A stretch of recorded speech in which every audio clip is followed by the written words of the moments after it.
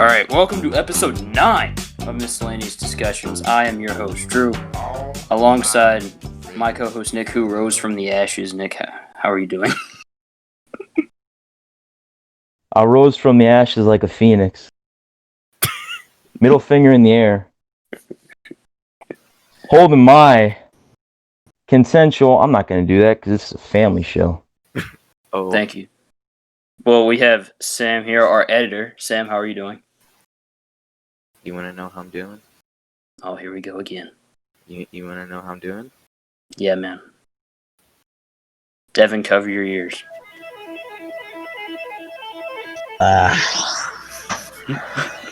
Oh, so bad. The reflection off of Nick Jackson's balding head is hurting my eyes.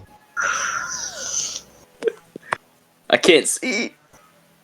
Well, Devin, this is our other guest here. Devin, how are you doing? You came in clutch tonight. We thought we needed you, but now it's a 4-person show tonight. How are you? I'm doing fantastic. You're gonna get a. You guys had a replacement for me being not even half an hour late. Guest host, a guest host. This is true, Nick. Or last night, and I went to bed. I could have done the show with Sam last night, just me and Sam, but no, I said no. Let's do it with Drew. I want Drew to be there because Drew should be. The two hosts should be there for the show. You're right. But no, big old Jersey, You're right. I see you, Drew. I see you. Listen. Well, you know what they say, the show must go on. Yes. Well, Devin, we had a big pay-per-view. Boys and girls, children of all ages. Because this is a family show. This is a PG product. AEW's Full Gear last night. And what did everybody think of the show? One of y'all go first. Sam. I was in heaven after this show. Yeah, the AEW marks Sam. I wonder what he's going to say about this show. I said on Twitter last night. Let's find it. I put the picture of the Young Bucks with the tag team belts, and I said, "Best PPV of 2020." Hashtag AEW Full Gear. Well, I'll go last. Nick, what did you think? So I thought this show was the buy-in match, Allison Kay, Serena Deep was really good, and then like the first half of the main show was meh to solid, and then the tag title match onwards, excluding Sammy and Matt, which I skipped, I really enjoyed those last 3 matches. And then, Devin, you did tell me you didn't watch the pay-per-view, but you do have your opinions on it. Yes.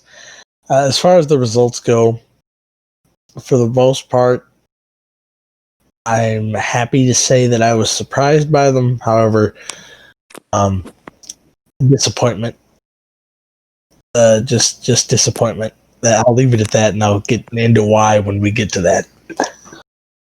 Man of respect. Yeah, I actually liked the show. What I saw of it.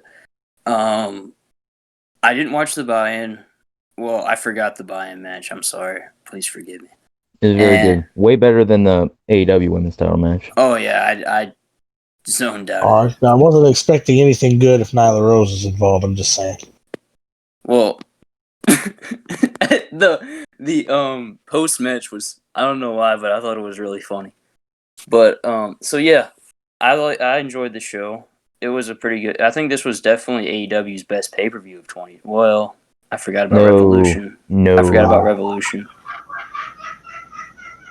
Who's laughing? Devin, is that you? Apologize. That's my brother in the background. I apologize for that. He's on the Apex Legends grind, Putting in that work. He's working hard. Well, he's fairly good at the game, so I'll give him that. But yeah, let's get into the show. So we start with the buy-in. Serena Deeb defends her newly won NWA Women's World Championship against now free agent Allison Kay. Nick, you probably know the most about this match. What'd you think? Really good match. Just really good women's wrestling match. Two really underrated female wrestlers in the business right now. Just having a really great match. Just professional wrestling at its finest. Devin, you praised this when you and I did the little special we did. You said this was going to be better than their the AEW Women's Title match, which I agree with you, and it was. Mm-hmm. I actually watched Nyla Rose and Sheeta, but I liked it. Well, Devin, what'd you think of what you saw, or if you saw anything? I don't know. Nothing. Oh, the basic forethought, is that these are just two good workers. And it doesn't matter male, female; they're just two great workers. So you put them together for the WA Women's Title. Serena Deeb is probably having some of the best matches of her entire career right now. So Allison Kay's at her peak. I expected nothing less than a good match. Mm-hmm. And then like Sam, there's certain matches. Oh, go ahead, Nick. I'm sorry. There's certain matches that you don't even have to watch to know that they're going to be good or great. And this was one of them. Sam, what did you think if you watched this match? I watched it like halfway in. All I know is that for whatever reason, the lady that had her head shaved by CM Punk is the NWA Women's Champion. I really don't have a clue. There's nothing wrong with that. Deeb is very good. She was a coach at the PC up until this year. Mm-hmm. And she was also in dropping the ball as always. Yeah. AEW's gained there. And Serena Deeb wins. Before we get into this post-match, which was expected, where do you guys think, if Allison Kay goes anywhere but the NWA, where do you think she'll go? I think it's pretty obvious. AEW. Yeah. Mm-hmm. Yeah, they kept saying it a lot, like, oh, free agent, don't forget, Allison Kay is a free agent. Hey, Dub. I think they really should just throw as much money as she would want at her, because they need really good, talented women. This is the only problem I got with AEW, right? Because they bring in all these talented women. The problem is they don't utilize.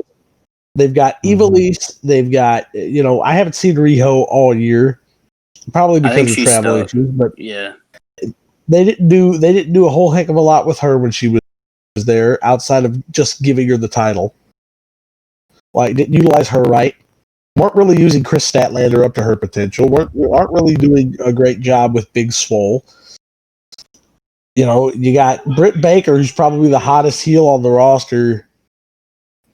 As far as the women's side of the roster goes, she should be the next women's champion. But that remains to be seen. Ivelisse, not really doing much outside of her winning the women's tag tournament. Allie's a good worker. Then you throw in Serena Deeb. Hikaru Shida's the champion. They sign all these great women's wrestlers. They just don't use them well. I think Diamante is also pretty good. Diamante is too. It's just they have all this talent, but because their booking is inept, they can't do it. They can't do them. They can't do them justice. Mm-hmm. It is so bad. It makes AEW, look bad by association to it, because it just makes them look like we're gonna put a focus on women's wrestling, but that focus hasn't been there. It's been over a year since they got TV. You know, why are the women's matches? Why do the women fight to even get one segment on the card when you said that you were to put focus on it? It was one of the things where you got.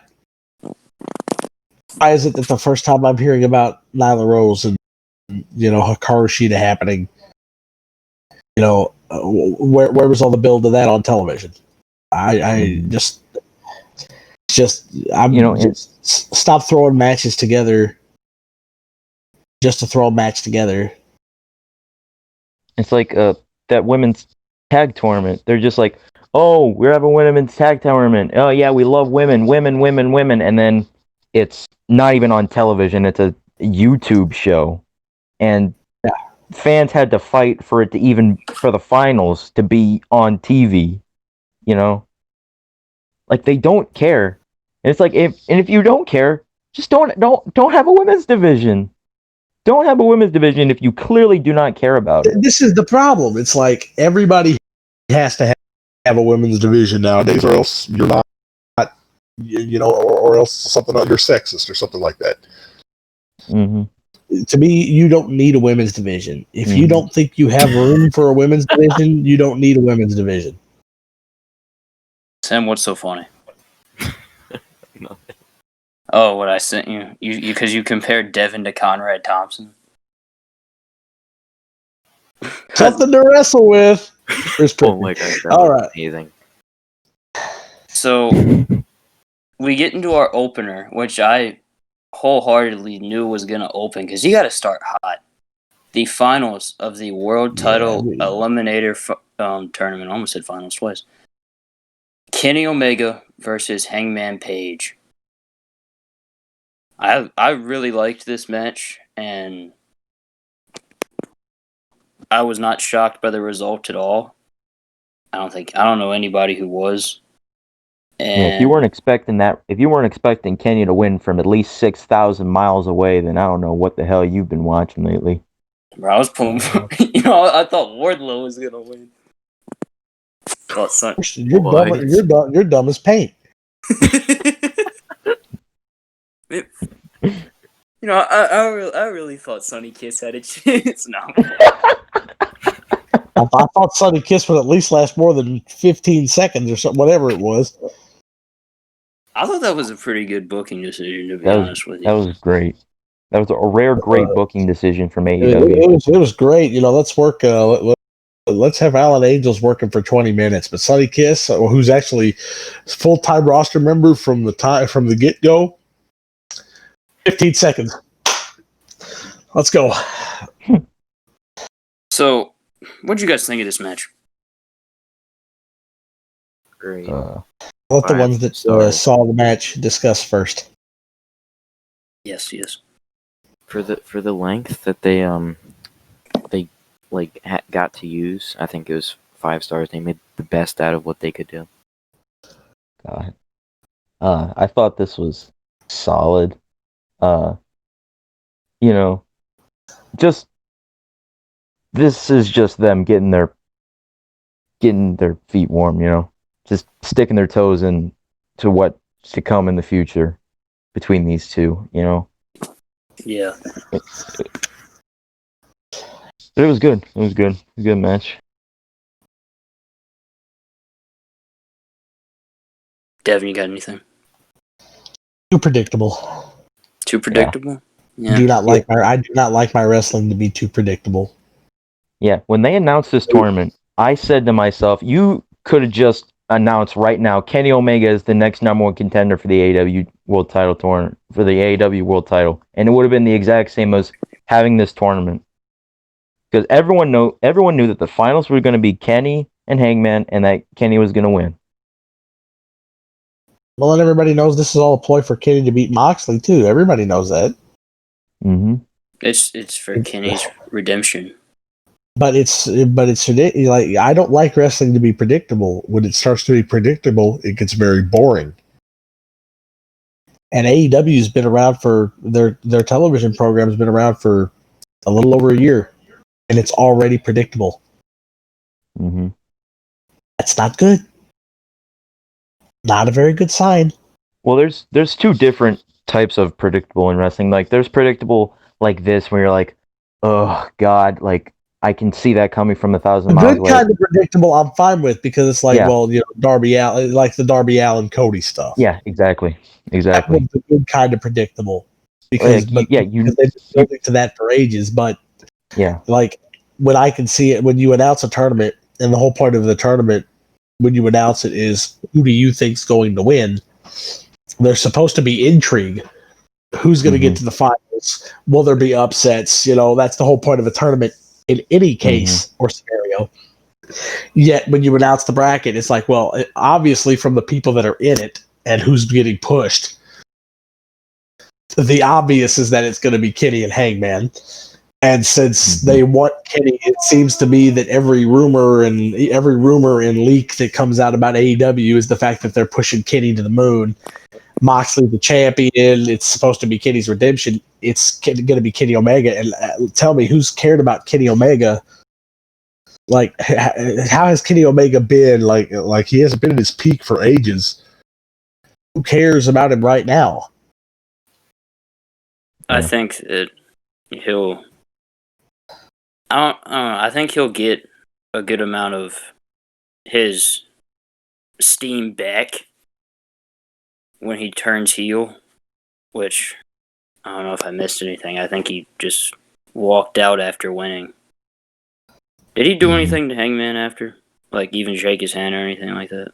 No, he just walked off. But I just want to say, I was going to save this for when we talked about when Kenny came out after the main event. But to me, Kenny and Moxley 2 just feels special.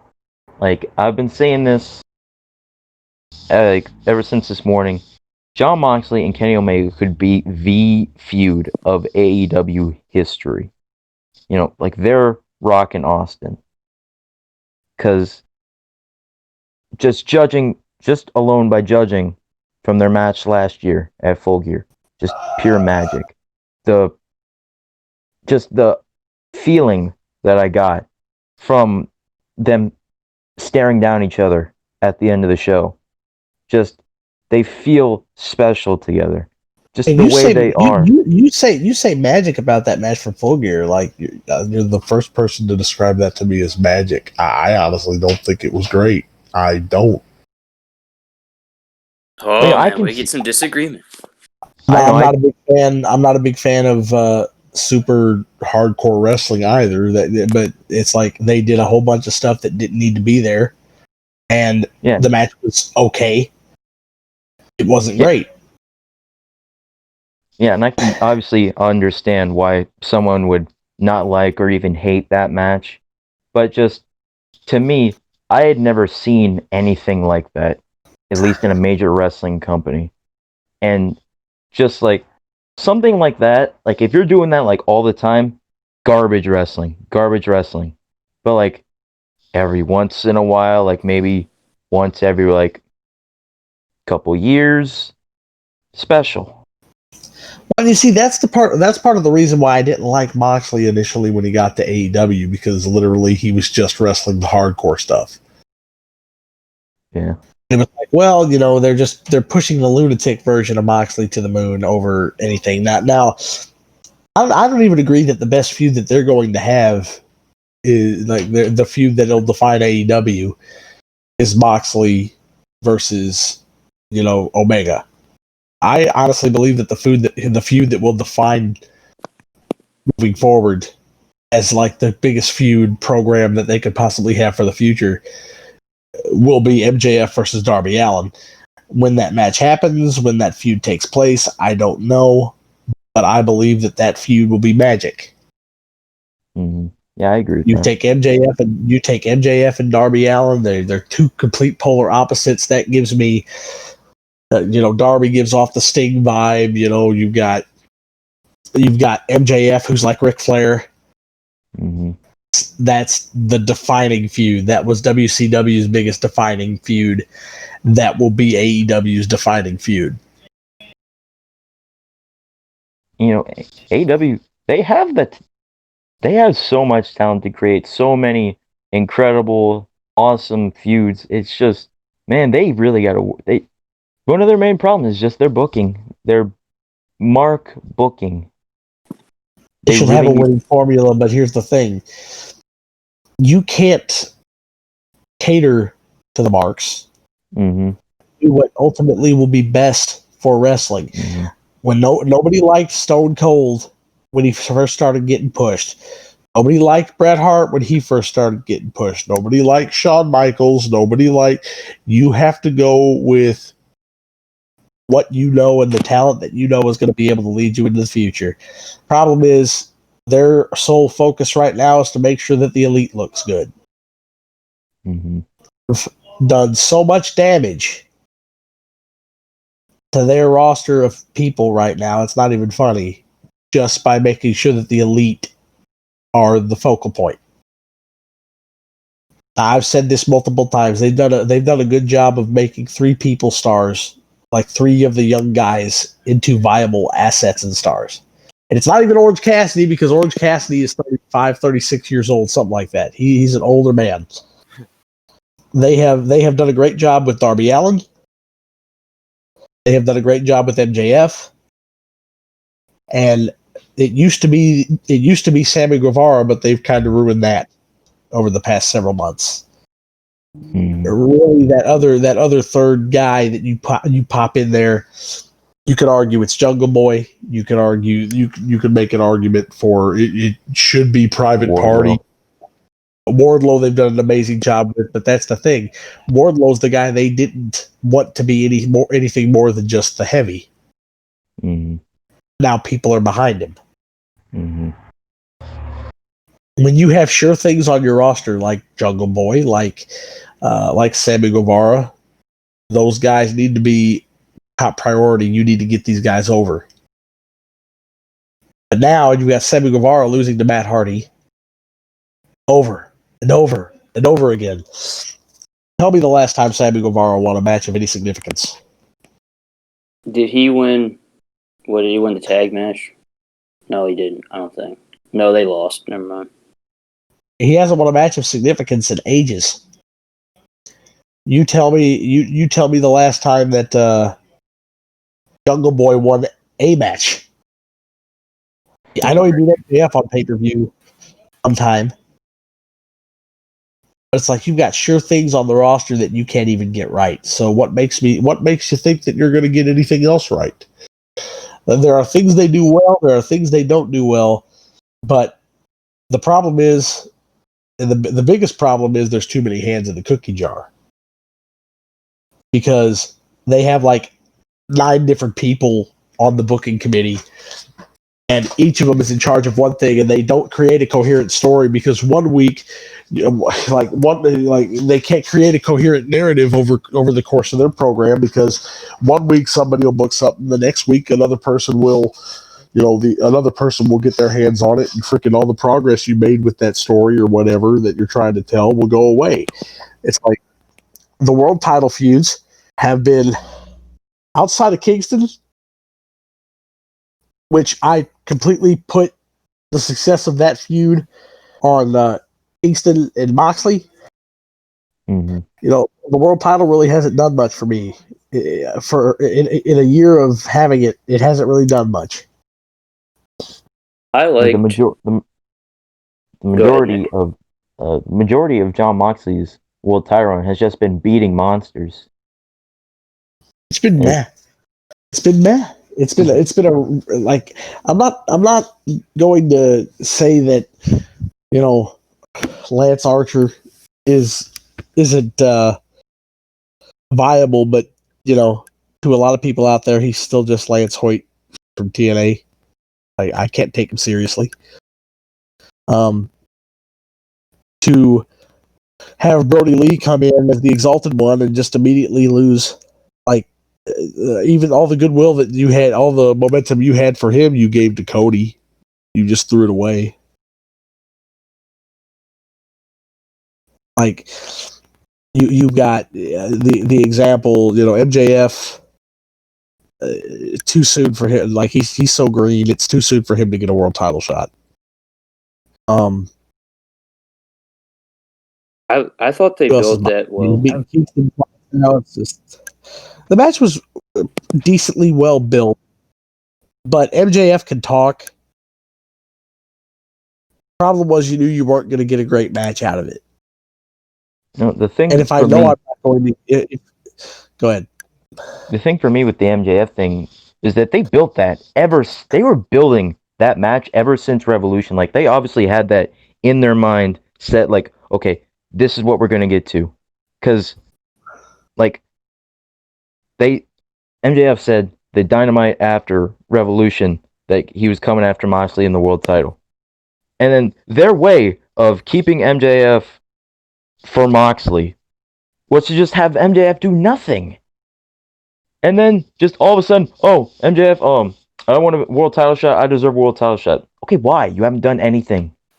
You haven't done anything No, since Revolution. he didn't do anything, and he lost his match at Revolution. He lost a jump. Yeah, and that's the thing. Yeah, that's the thing. And then he loses. You just made him look like a super dork. They are very, they just don't know how to do anything. Anything they get right, I have to go out on a limb and say that everything that they get right, I just deem a coincidence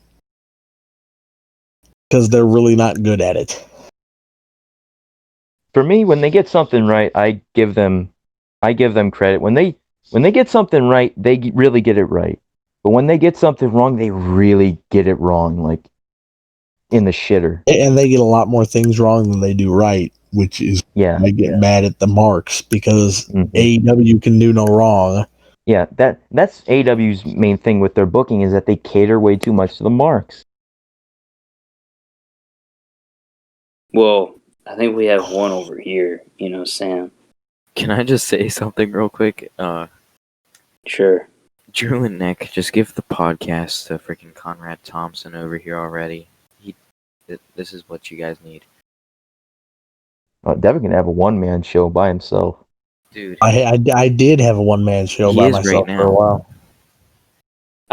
We're letting Devin talk. Devin has some great knowledge on the business. Crazy. But let's get to our second match on this show. I think this was the second match. Nope, sucks. Nope, not true. Oh, nope. Yeah, I forgot about this match. Orange Cassidy and John Silver. Oh. I left the room. Get out of here. This match was on. I left the room. John Silver came out in a freaking jacket with his little tree trunk arms. And John Silver resembles Hornswoggle both in the face and in height. John Silver shouldn't be on a main card pay-per-view. Exactly. Now they should Orange Cassidy, in my opinion. Well, Sam. Orange can work. I don't like his gimmick because it doesn't work without a crowd. Sam, what'd you deny that Orange Cassidy has talent? I'm just not a fan of him. I'm not a fan of him as an in-ring wrestler. I like his character. I like his gimmick with the fans. But I just do not feel him as a worker. I don't like him. I don't like his matches. All Orange Cassidy matches I've seen so far this year, I just have not liked at all. The majority of him are wrestling. The majority of him are wrestling people like John Silver and a very past his prime Chris Jericho. Well, people were saying Orange Cassidy and Pac was one of the best matches of the year so far, and I completely disagree. I thought that match was that's way too far because I like both of those workers, but I'll be honest, I don't think Pac's the same wrestler he was. I don't think he's the same guy. I haven't liked Pac all that much since he got to AEW, to be completely honest with you. I think he's lost a step. Nick, did that come from Big Dave Meltzer? What? One of the best matches of the year. No, I've seen multiple fans say that. There were people, because it overachieved, it had no build, and it overachieved. People decided that they were going to go buku crazy about it, and it was an unbuilt unadvertised match that was added to the card. Was it the week of? Yeah. 2 days before, maybe. Yeah. So the fact that it overachieved made people go, "Oh my gosh, this is awesome! This is amazing!" But you got to understand, you have to take everything about AEW that these fans say with a grain of salt, because they are people that are so obsessed with the product, they deem everything they do amazing. So you have to watch it. You have to watch the match and look at it for yourself, because, like, from an unbiased standpoint, you're going to sit here and say, and the match was okay. It wasn't great, but it was okay. Just because a match overachieved in their eyes, that means it's got to be a 5-star match, right? Because a lot of AEW talks are insane. Orange Cassidy did some rolls and smiled at Pac, and Pac tried catching him, and people are acting like this is one of the greatest spots in a professional wrestling match of the past 10 years. No, there are matches that AEW has that, like, truly and honestly do deserve the praise. Match. I don't even remember anything from John Silver and Orange Cassidy. Nobody cares anyway. Move on. Sam, what I did have you think? one note for this match, and that's Orange Cassidy has a really awful finisher. Which one? The Orange Punch or the Beach Crash, whatever it's called? Wherever the hell he won the match with. The Beach the Orange Crash. Juice. What's it called? Like Beach something. I don't know. It was awful. I think it's a Beach. This finisher just called Freshly Squeezed? Beach Break. Beach Break. Beach Break. And he should not be doing the Superman punch. He has no business doing that move. He does not do it well. He does not have the arms or the strength to be doing that move. Dude, they're overusing him. They're like, just him doing actual moves. That's too much for Orange Cassidy. Like, he's a person that is a novelty act, and if you overexpose, we're seeing him do dives and stuff. Like, what's up with that? He's supposed to be the wrestler that doesn't want to wrestle. Let me compare Orange Cassidy to another novelty act, The Fiend. The Fiend doesn't wrestle, but maybe once a month, right? Mm-hmm. And then they build the show. They build him on the shows he gets a segment almost every week. Normally, it's a significant part of the broadcast.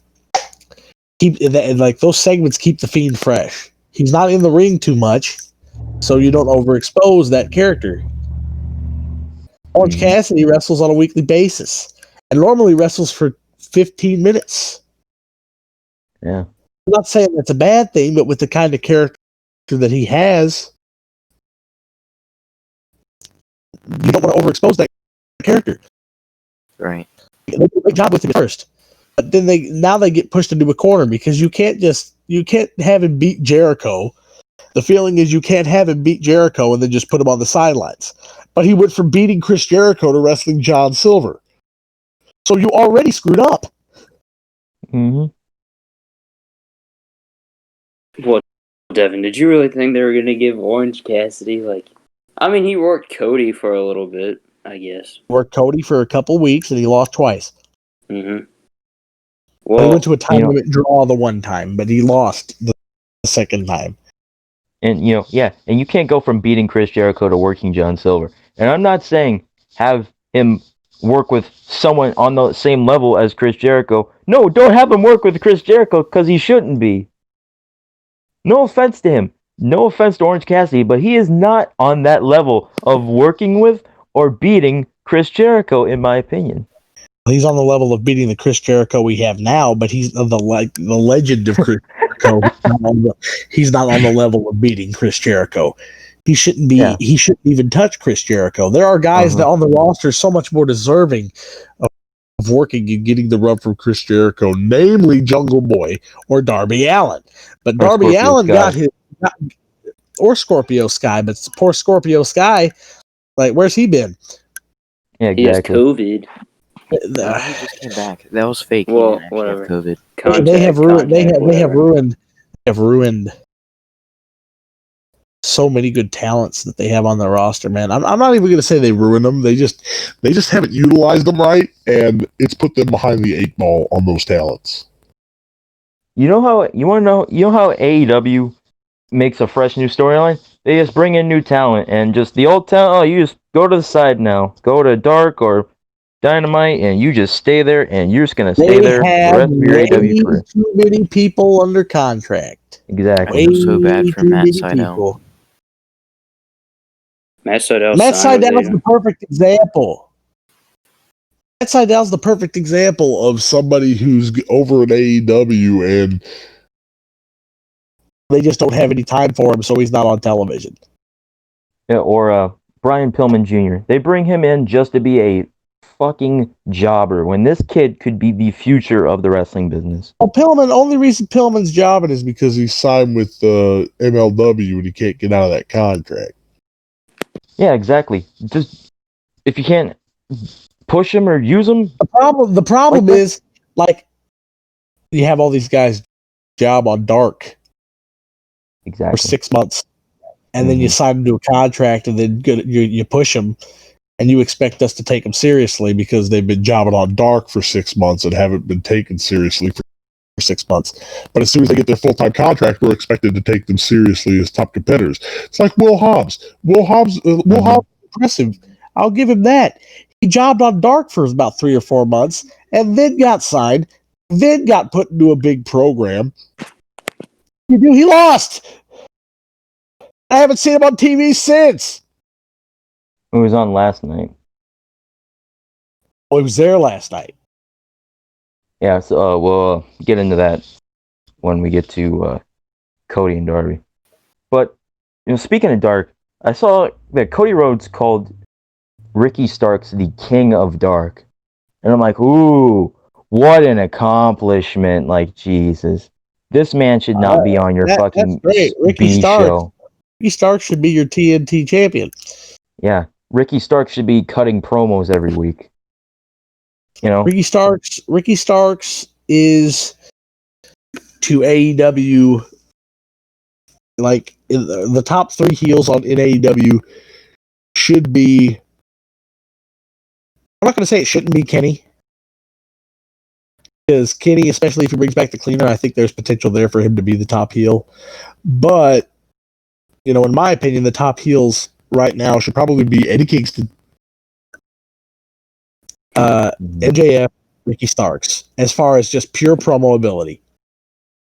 Well, in my opinion, I really don't think Ricky Starks should even be a heel because he's a fantastic babyface, and as we've seen, like Drew can attest to this on NWA Power, he was one of the most over guys on the roster. Fans just love him because he just went out there and cut great promos, and he was just a great over babyface. He's too smug, and a lot of the AEW audience they claim to be marks, right? They claim to be indie marks. They'll know who he is.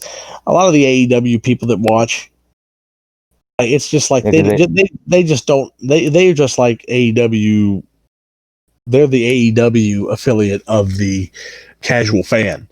They just watch AEW. They're not aware of anything else, right? So Ricky Starks, to them, he comes in and he's smug. He's the perfect heel. He's smug. He's arrogant. It fits well. Like the character should never be a babyface. Like in regular wrestling connotations, when you look at classic babyface heel dynamic, Ricky Starks, the character, should never be a babyface. Well, because of his actions, and that's why he's a heel. I think they did a good job booking him as a babyface on Power. He lost. I think. Correct me if I'm wrong. But when I watch Power, yeah, I should have to question who a heel or a babyface is, right? I should never have to question that. Oh yeah, on NWA Power, everything is so clear. Who's a heel? Yeah. Who's a babyface? And Which is quite nice. Yeah, like the Young Bucks. Are they heels? Are they faces? Because they're acting like douchebags, and then they're supposed to be faces in this match. Like acted like heels for a month and a half, and then we were expected to cheer them when we got to the pay-per-view match. and That's the discussion. That's the problem with AEW doing the no heels, no real heels, no real baby faces sort of thing. Because exactly. same problem with the Cody Darby feud. You just got us so invested in Cody Rhodes coming back and getting this big massive victory and avenging his family name by defeating Brody Lee, and then literally a couple weeks later had him acting like a douche. Oh, and Darby doesn't deserve a shot. I've beaten him. He doesn't deserve an opportunity at the title. Like, that's their way of making someone more serious, is having them act like a fucking douchebag. They haven't had a proper heel turn yet. Mm-hmm. Like Sam, proper good one. Yeah. Sam, does this offend you by any means? What? The best heel turn that's happened in AEW was MJF turning on Cody, and MJF was already a heel. Exactly. So it's not even a real turn. Drew, what were you saying? I was just watching the Iron Sheik. I was gonna say if this offended you by any means. I don't know, dude. I'm watching the Iron Sheik shoot interview. I don't know what you guys are talking about. Man, how professional. Yeah, he's zoned out because we were talking bad on AEW. It's like when a little kid goes. It's like when a little kid plugs his ears and goes na na na na na na na na na. Nick, can I do the promo for the Cody promo? Here we go. Go right ahead. No, as in no regrets. No, as in no going back. We enter much different than we leave. Next week, TNT dog collar match. I accept. You've got we Dusty Rhodes had his hard times promo. Cody had the no promo. Couldn't say no. Couldn't do it. And Dustin Rhodes has Goldust. Anyway, well, let's get to this women's title match here. Can we not? Hey, how about we say we did, but we don't? All right, can we just discuss how much they have dropped the ball on Hikaru Shida? Like, really? They don't deserve her. They really don't deserve a woman of her talent. How badly I despise Nyla Rose, but they keep pushing her down my throat. Mm-hmm. I want to talk about one thing. Vicky Guerrero was screaming at Nyla Rose, and I thought Nyla Rose was going to kill her, and then Vicky slaps her, and Nyla is her little bitch again. I don't like Nyla Rose, and I thought Vicky Guerrero was annoying on WWE TV. So, I think Vicky Guerrero can be. I think Vicky Guerrero is a great heel manager, but not with Nyla Rose. Like, Nyla Rose is green and has shown no improvement at all. Mm-hmm. At least with MJF, I get glimpses of greatness every time he's in the ring. He's just green. Mm-hmm. But Nyla Rose, like, man, she just plain sucks. There's nothing likable or impressive about Nyla Rose. The only thing Nyla has going for her is her size. Mm-hmm. Unfortunately, because of how she was born biologically, that's not something that's necessarily something that can really go for her, because who knows, as a man, biologically born as a man, like that height that she's got, that height advantage she's got over most people, might not necessarily be a thing that she had, going for her before everything. That's not something that she just got inherently because, as a woman, she biologically, she was born a man. So the height advantage, like the bulk, that look that she's got, the one thing she's got going for her is something that, who knows, if she was born biologically a woman, who knows if she would have had that going for her then. Because otherwise, you just got to crap wrestle. Well, let's get to something good on this show, right? something. We have the TNT Championship match. Cody Rhodes defends the TNT title against Darby Allin. Finally, can't wait for Cody to win it back in a few weeks. I'll be I have sad. I have no faith in AEW at all. I don't. Brody Well- Lee should have held it for a longer period of time, and they screwed that up. So why should I believe that they're not going to screw this up? Well, let's get to this. Nick, what'd you think of this match? So I've only seen the first and second. Before this, I've only seen the first and second of Darby and Cody's matches. I didn't see their third match. But between this match, and the first and second matches, 100% by far the weakest. Like, Yeah. I just thought the whole thing of this match was Cody Rhodes is a douchebag. He's cocky. He's not taking Darby serious. Like, it was the same story as their first match, but not done half as well. And Because like this is the thing about the build. Why should Cody have any reason to be cocky? Because the first match went to a time limit draw. The second, I think I've only seen the first like 2 and 3. But I know their TNT title tournament match, which I think was the third one. And that ended when Darby hit the coffin drop, and Cody got lucky. yeah, like Cody said, I've beat him handedly multiple times. When first match was a time limit draw, second match he won only because of help from Arn, and third match he won just getting lucky with the crucifix pin after the coffin drop.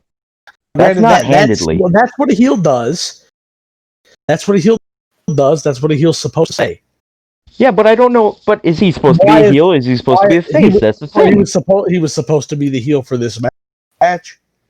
Tell me why would you take the guy that we're the most emotionally invested in? This goes back to the problem of having no heels, no faces. It couldn't have just been a baby face versus heel match, or a baby face versus baby face match. There had to be a guy going into the pay-per-view that was seen as heel. You couldn't just have outward respect for Darby Allin. Like, he wasn't allowed to have outward respect for Darby Allin. Dude, you pushed me to the limit 3 times before.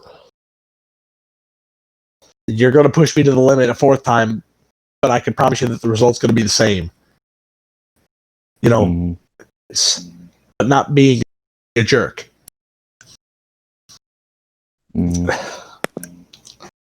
Well, Darby won via roll-up, so, and what they're going to say is Darby got lucky.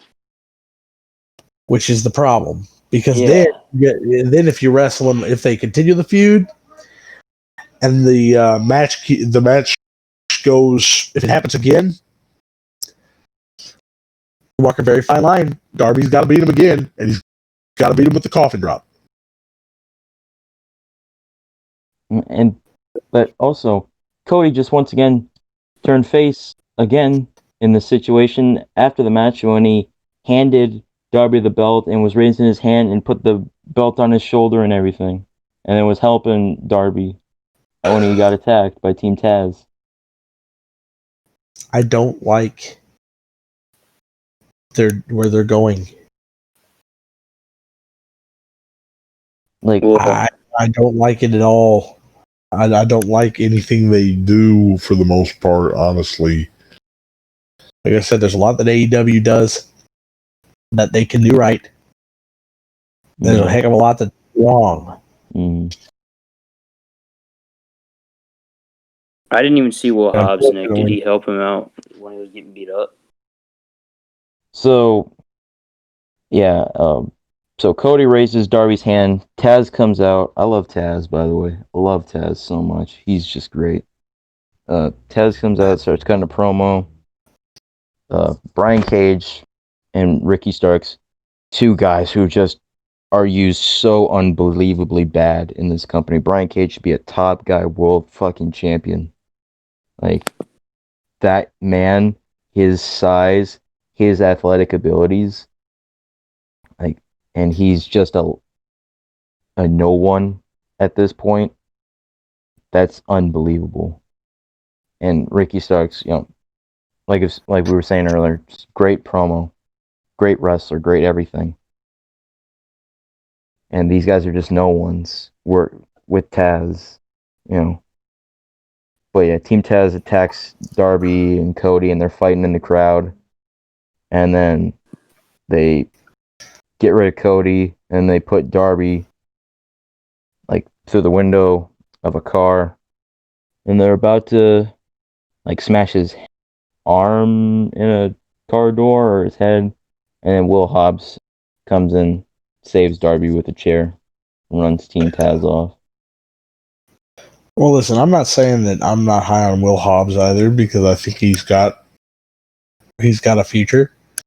Mm-hmm. But I want to know why Tony Khan's high on Will Hobbs, but he's not high on Brian Cage. Yeah. And it's like people don't want to hear this, but it's just like Vince McMahon. Will Hobbs is huge. He's got a little bit of athleticism. So he's high on Will Hobbs. Should be high on Brian Cage. But Brian Cage has one thing Will Hobbs doesn't have. One disadvantage that Will Hobbs doesn't have. Brian Cage isn't tall. Well, personally, I think they're pushing Will Hobbs so much is just because they don't really have that many African American talents. Like they have Scorpio Sky, and then really, who else do they have for African American talents? Like that are They got the random member of the Dark Order. They have Private Party. Who's that guy in the Nightmare Family? For singles stars. Like that Lee Johnson Big Shotty Lee Johnson, my favorite wrestler of all time.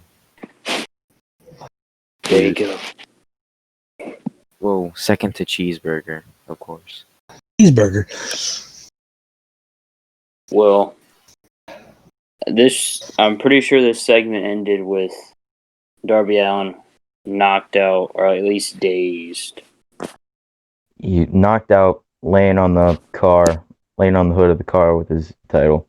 That was a great way. That was a great way to make. That was a great way to make Darby Allin's title win feel important, wasn't it? Yeah, great way to just ruin it. People were saying, "Oh, this is interesting. I'm interested." We have waited for Darby Allin to beat Cody Rhodes for over a year, and he finally gets it. And then he gets the guy who was supposed to be celebrating gets left laying. This happens all the time in AEW. I don't like that either. Mm-hmm. It's like every time there's a big moment, they always got to be like, "Oh, but wait, this too. Don't forget what's coming next." It was like it's like TNA. They can't ever let anybody have a moment of happiness. They can't just let anybody celebrate. I'm happy you specified it as TNA because Impact did a good job with Bound for Glory in their moment. Yeah, it's definitely it's TNA. It ain't Impact. Well, Speaking of Impact, I meant to bring this up when we were talking about the opener. The greatest commentator in the world today, Don Callis was on Full Gear. Don, what is Don, do you have any special suspect feelings about Kenny Omega? What's that? I can't say that on air, Jim. Don, where were you when you were 23? I was killing it everywhere I was going, kid. Devin, you gotta find both you and Sam. You both have to find Don Callis' commentary from Bound for Glory. He was funny. Or just watch Bound for Glory. Yeah, it was a good show. Great show. And then show of the year. And then we get to the tag team championships. FTR versus the Bucks. Yeah. And if the Bucks lose this match, Roll Warrior Buck actually took a shower. Good for him. Everyone give him a round of applause. Woo! Nick was like, "Man, bro, you smell. You gotta go." Matt Jack, Roller Buck took a shower. Balding Buck put his headband back on. But then we FTR comes out in the tracksuits. And I go, ooh, that is not a good look. And I get what they were doing, NXT, Raw, SmackDown, AEW. Hey, Drew, you're the big football man. How'd you like those football outfits? I think that I'm pretty sure that was where they were supposed to be. I don't know. I didn't like them. They looked weird. Devin, have you seen them? I think Devin blew himself out with the unstoppable talking. When Devin goes, he never stops, bro. But let's get into this match. What a match, huh? Just okay, so people are saying this match lived up to the hype. I didn't think it did. But that's just because the hype for this match was unattainable. Like, people thought, like, the hype for this match was, like, that it was going to be the greatest tag team wrestling match of all time. And I just don't think it was. But it was an incredible match. And definitely one of the best tag matches I've seen this year. Not the best, but one of the best. Sam, what'd you think? The most invested I've been in a wrestling match this entire year. You see, I wasn't that invested because of how awful the build was, but the match got me, and the match itself got me invested in the match. That started in 2016.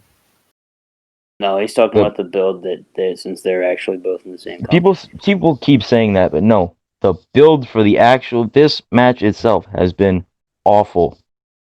Yes, and it made not me, but other Conrad people back. too, not invested and not care about this match. Devin, what happened? He's on mute again. Anyways, all right, he can chime in. But so okay, yeah, they did a good job doing an internet feud, and now they're both in the same company, and everyone knew this match was going to happen, and the build was bad. Nick, do you watch AEW? I bet you don't. Do you watch AEW every week? No. I do. Why you don't get the build up. They have been. It's like Kenny Omega, like hinting the cleaner, like teasing it. I don't want a heel versus heel match, pal. That's why it sucks. Thank you, Devin. Yeah, Oh my exactly. god. The Young Bucks were more The of a Young face Bucks match, though. No, they weren't. They super kicked Tony Schiavone. That's over. If The bad guys. they were acting like douchebag heels. They were clear heels, but then just no, we're babyfaces again. No, we're babyfaces again. We're babyfaces again. We just want everyone to know we are babyfaces again. You like us now. I expect to be treated like a babyface. We expect to be treated like babyfaces because we're going to be putting we're basically, if we lose this match, we're not challenging for the tag titles again. So we expect you to cheer us because we're the underdogs now. Because you all think we're gonna lose, which I did. Yeah, we're really likable now because we're acting like ourselves now. So we're really likable now, even though we super kicked the actual most liked guy in the company, Tony Schiavone. We super kicked him 3 times, but we're still good guys. Oh, and also in my opinion, that was a good deed by the Young Bucks. Not good. If you disrespect Tony, I will fire you on the spot if you're disrespecting Tony Schiavone right now. Make Piggy edit your videos again. Listen. One of them. I will upload raw audio, uncut, uncooked, uncensored. The High Spots Wrestling Network exclusive. Yeah, Devin, we're gonna make disrespect Tony Schiavone. Jesus. Hospital. High Spots.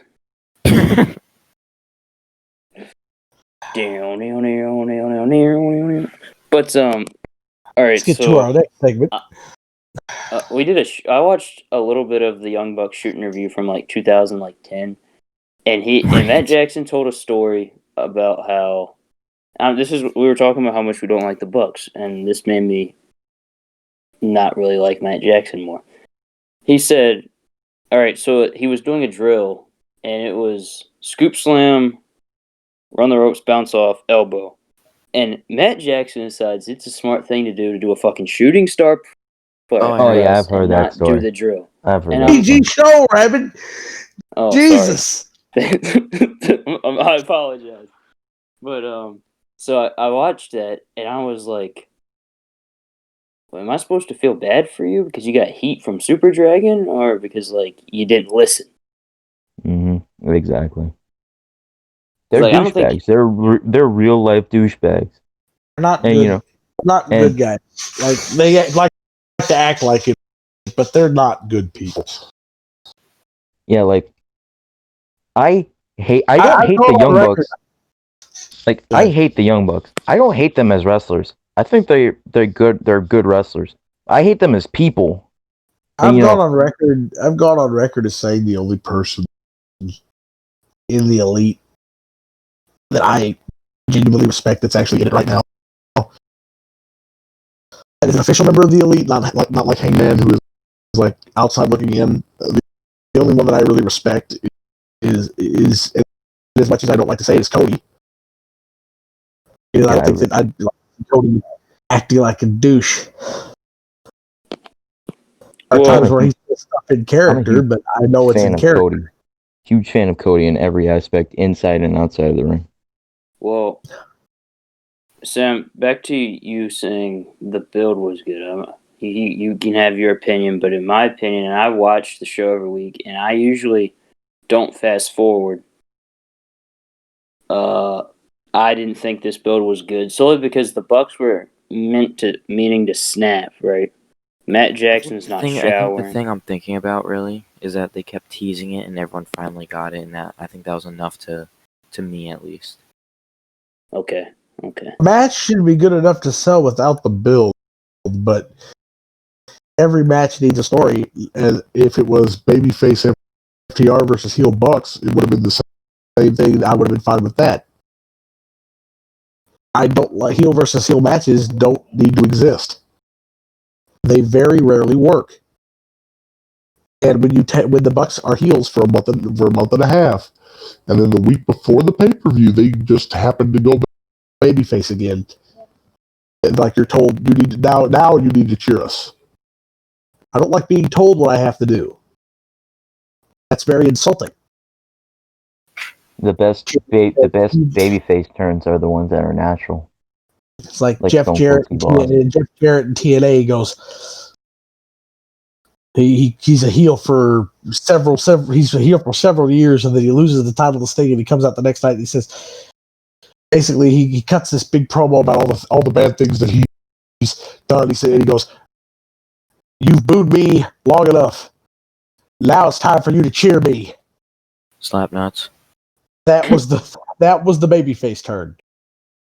He just said, now you have to cheer me. Hey Devin. Jeff Jarrett also had a very weird 03 babyface run in TNA. Yes. And when he was feuding with AJ Styles, and it's like, who the hell is going to cheer Jeff Jarrett over AJ fucking Styles? You know? At that time, a lot of people. This is 2003. Oh, yeah, because AJ's doing his homophobic gimmick. That was no comment. I can't say if it was good or bad. I'll get canceled. Nothing gets canceled on he the was Raw a member. High Spots Network exclusive. He was a member of SEX. Yeah. Of 6? I mentioned that Vince Russo sucks. Can I say that too? I said Vince Russo sucks in the past 15 seconds because I sure would like to. I'd love to mention that before we end this podcast. Well, Devin, we have the absolute worst booker in the history of professional wrestling. I don't know if you're gonna. Oh, I don't. I wouldn't go that far, but he's definitely the shit. I would. He's the man responsible for the Brawl for All. He's responsible for the crap we got in 2000 with WCW, and he's responsible for the death of TNA. I blame Vince Russo. I wouldn't put the blame on Russo. I'm would. one of the people. I'm one of those people that puts the blame on Hogan for the death of You TNA. can't blame Hogan. Who was the booker? I see why Drew Vince said Russo. get a lot of comparisons to Well, I Connor, think you know? it's the money that they gave Hogan, because then that is what led to like the business slowly crumbling. It's a mix of Vince Russo and Dixie Carter for the death of TNA. I'll give you that. But Russo came in. I remember I used to watch those old Brian and Vinny shows, right? Brian Alvarez, nobody likes him, but I think he's funny.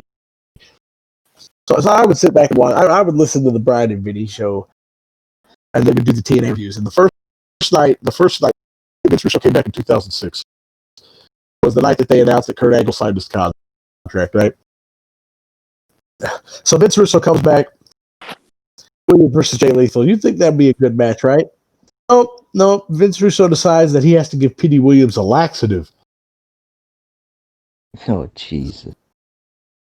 It's the worst match ever.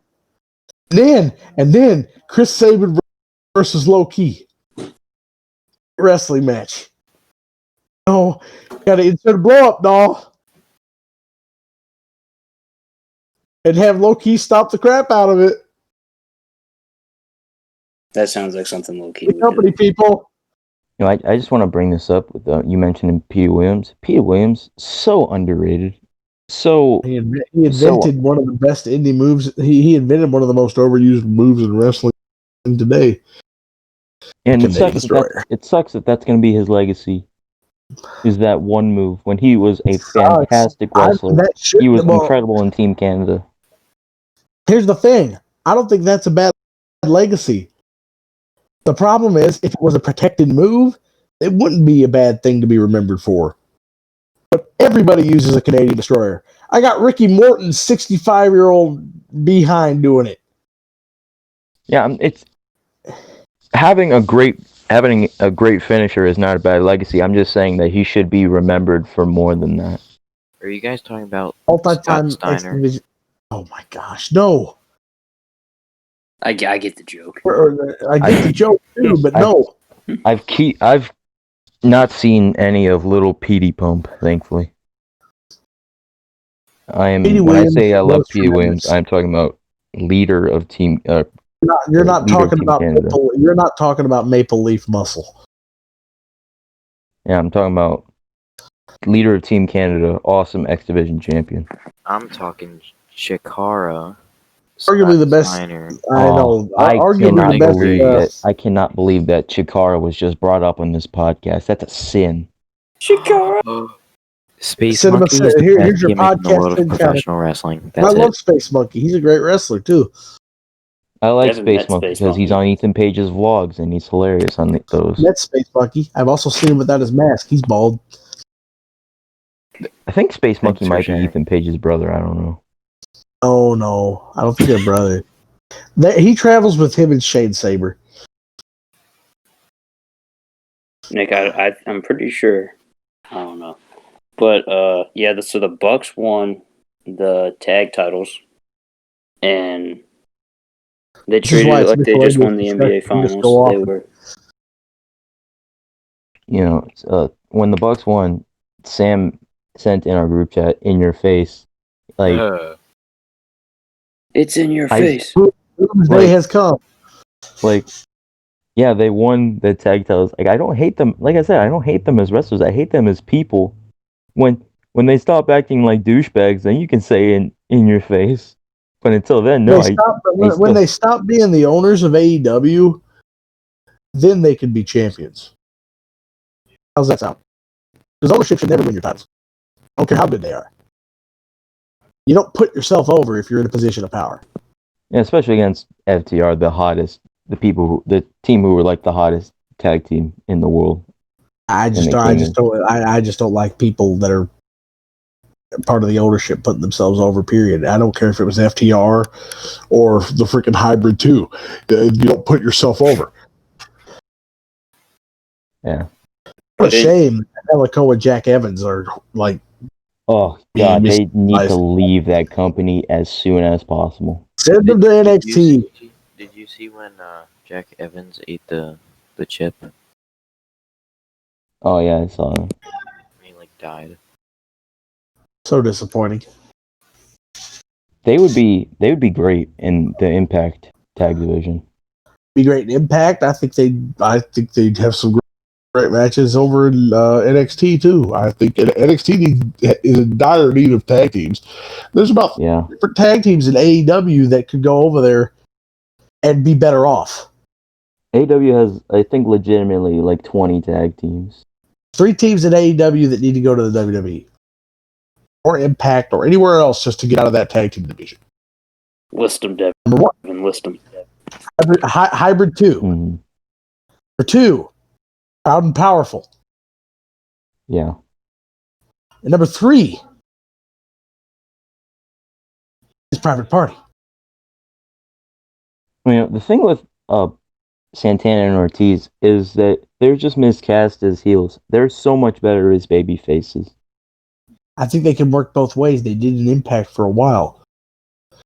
The problem is they came in and immediately just became lacking. Yeah, because that wasn't the thing.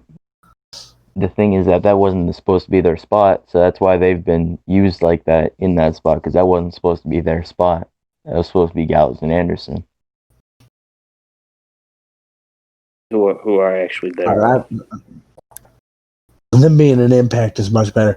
Arguably, Impact has less people with their division, but they arguably have a better division because of how they utilize it. Yeah, we've said that before. Me and Drew have said that before on the pod. They have 5 great tag teams, which beats the holy hell out of the 20 worthless tag teams that are in AEW. AEW's got amazing tag teams, but they've got about 2 that are actually worthwhile. Mm-hmm. Well, they got Impact. the Young Bucks. They got the Young Bucks and FTR. Impact's got the Machine Guns. They've got, they've done a great job making Ace Austin and Madman Fulton into something. You've got Doc Gallows, Carl Anderson. You've got The North. the North, Rascals. The North, who are legitimately the best tag team in the world, in my opinion. Absolutely, I agree with that. I think a tag team that Impact should add, for the sole purpose of the fact that I think it's just a good team and they're sitting out there with no work right now, is the Besties in the world. I think. Yeah. Oh, Yeah. me and Drew would love that. Davey Vega, baby. Davey Vega, Matt Fitchett over in Impact. Davey Vega, the Machine Guns. Working Machine Guns, Rascals, I don't care. Give me a combination of that division against the Besties, and you got yourself money. And the gimmick works everywhere. Wherever they go, they're successful. Yeah, that'd be really great. I kind of hate that Evolve ended because the Besties had just won their tag titles. They're the final. They're the last ever tag team champions. Dude, they would get the big venues, but like barely any people. Yeah, and that's Gabe Sapolsky's fault. He's a moron. You're supposed to work. You're only supposed to work where you can sell out. Mm-hmm. Never anything bigger than that. And if the demand starts to become bigger than the venues you're booking, then you get bigger venues. It's way better to sell out a super small arena than not even half fill a large arena. Exactly. That's why ROH almost died, I bet, with Sapolsky, because he was trying to overextend his boundaries with it. It almost screwed the company. And luckily, whether people want to admit this or not, Jim Cornette coming in and taking over and giving him some business sense actually helped Ring of Honor. I'm not saying Jim Cornette didn't hinder Ring of Honor in a lot of ways, but it helped Ring of Honor as far as wrestling business and sensibilities go. Jim Cornette is Jim Cornette is a wrestling genius, and no matter where he could go, no matter what, he could lend something positive to any wrestling company. Because he's a genius, in my opinion. Nick and I talked about this before we recorded one time. One of the best Jim Cornette stories is when people were telling him to get off TV and he couldn't book and he needs to stop booking Ring of Honor, and then they took him off TV, and they started praising the shows and the booking, but it was still corny booking. He just wasn't on TV. Yeah. Heck, Cornette helped Impact Wrestling for a while there. TNA, he helped there. With the authority. Vince Russo drove him away. Vince Russo sucks. Horrible. Everything had to be on a pole. I'm still waiting on my Pat McAfee on a pole match. And it just never ends. No, Pat McAfee on a forklift match. The greatest stipulation of all time. Oh, I want him hanging from the rafter thingy. That'll be the match. Let me see another last rights match. Listen, Pat McAfee in the War Games. War Games. Pat McAfee. It's gonna happen. It's gonna happen. Well, they got 2 teams of 4 now. They're not going to do War Games. Yeah, they are. Not going to do War Games with no It's gonna fans. be done. It's gonna be done. Lorcan, Birch, and McAfee against the Undisputed Era. That's the match. I guarantee you. It's wishful thinking, but I don't think they can fit that cage in the PC. Who says they're doing it at the PC? They can do it at the Thunderdome for a night. That is very true. I think if they were going to do TakeOver War Games, then they wouldn't have had TakeOver 31. They're doing a TakeOver about almost every month now. From what I've heard, they're not going to do TakeOver War Games, which is why we had that TakeOver 31 in October, and we're going to have another TakeOver in December. I don't understand why you set up 2 teams of 4 and not do War Games. It's the wrong time of year to set up 2 teams of 4 and not do War Games. It's very bad timing to do that. Yeah, I agree, but I also agree that not to do a match like War Games when you're not even going to have any fans there. You'll have fans. It'll just have to be the Thunderdome. Yeah, but it's not. It's better than nothing. Impact's going to do Lethal Lockdown and without any fans. Impact doesn't draw any fans anyway. They still struggle to draw people, and it's because they still have the stench of TNA on them. Yeah, it's been good for the last couple of years. It really sucks. Yeah, they're in my opinion, I've said this before, the best wrestling company in North America. Yeah, I wouldn't go that far. But they're good, but I wouldn't go that far.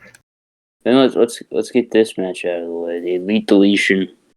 This is the match I fell asleep during. Don't care. It's cursed, and they buried Sammy Guevara. It's over. And my favorite part. So Matt Hardy goes, "It's over," and Tony Schiavone goes, "Okay." It's Ken Grill, who did show up,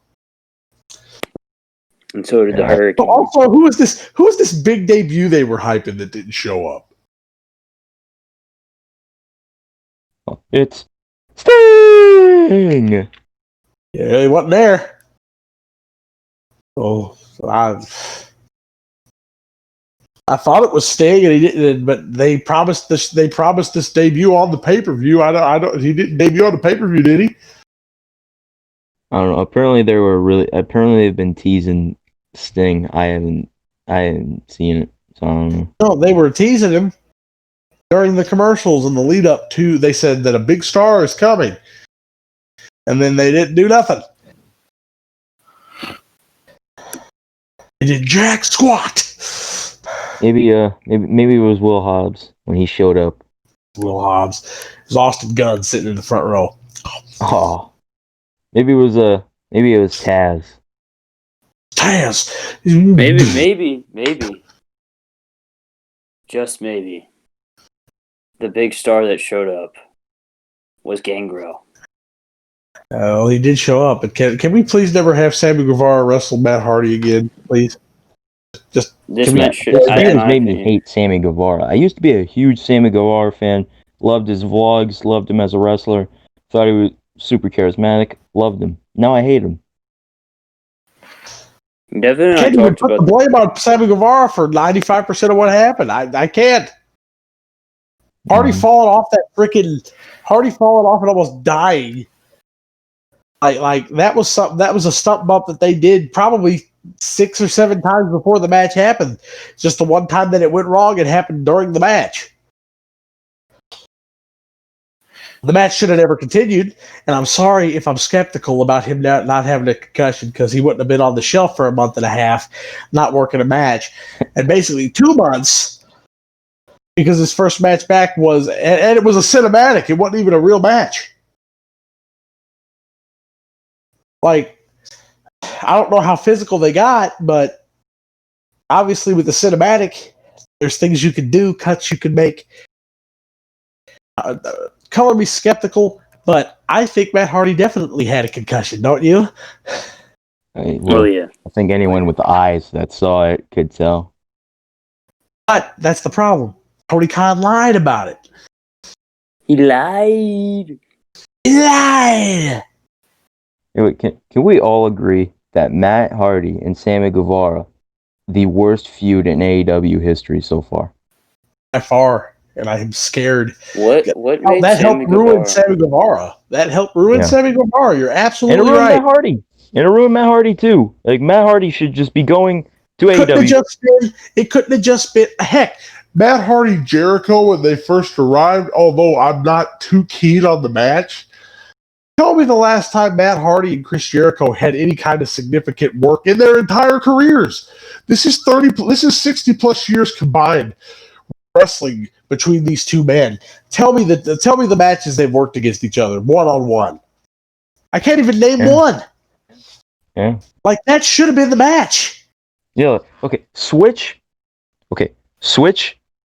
Jericho and Matt Hardy in their feud that they had in AEW over the summer. So then Sammy Guevara and Orange Cassidy, and then Chris Jericho versus Matt Hardy. I think both of those would have been way better than what we got. Absolutely. And Matt Hardy wouldn't have almost died either. Yeah, because Jericho wouldn't have been stupid enough for that. Listen, I'm not saying like everybody. Matt Hardy still has a lot to give to the business. He's still excellent. Jericho's not as good as he once was, but he's still great. He's still great in certain aspects of the game. Mm-hmm. That would have been money, and that's what they were. That's what they teased. That's what people were excited for when Matt Hardy debuted, and then they didn't do it because Jericho didn't want to do it.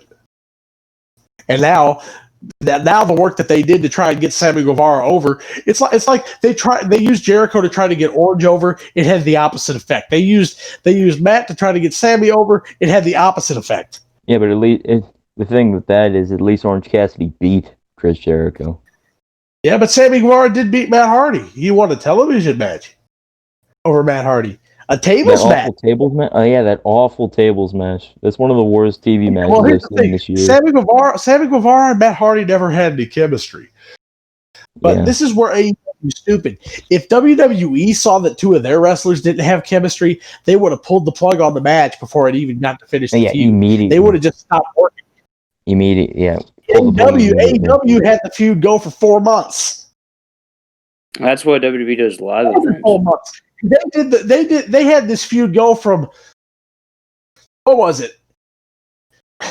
Since Matt Hardy's debut. Since Matt Hardy's debut, like in March. Matt Hardy debuted in Jacksonville, right? It was the first time that was the first COVID shutdowns, right? Yeah. The first show in Jacksonville. So since April? Mm-hmm.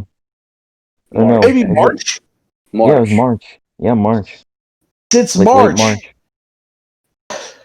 8 months! They had this feud going for 8 months!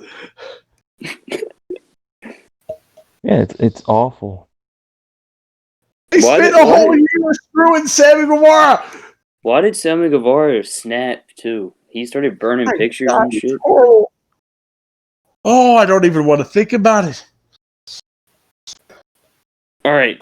Moment, I'm gonna be back, man. I gotta take a moment here to cool off on that. That makes me so mad. That makes me so mad. Dude. Just give me a minute here. I'll be back.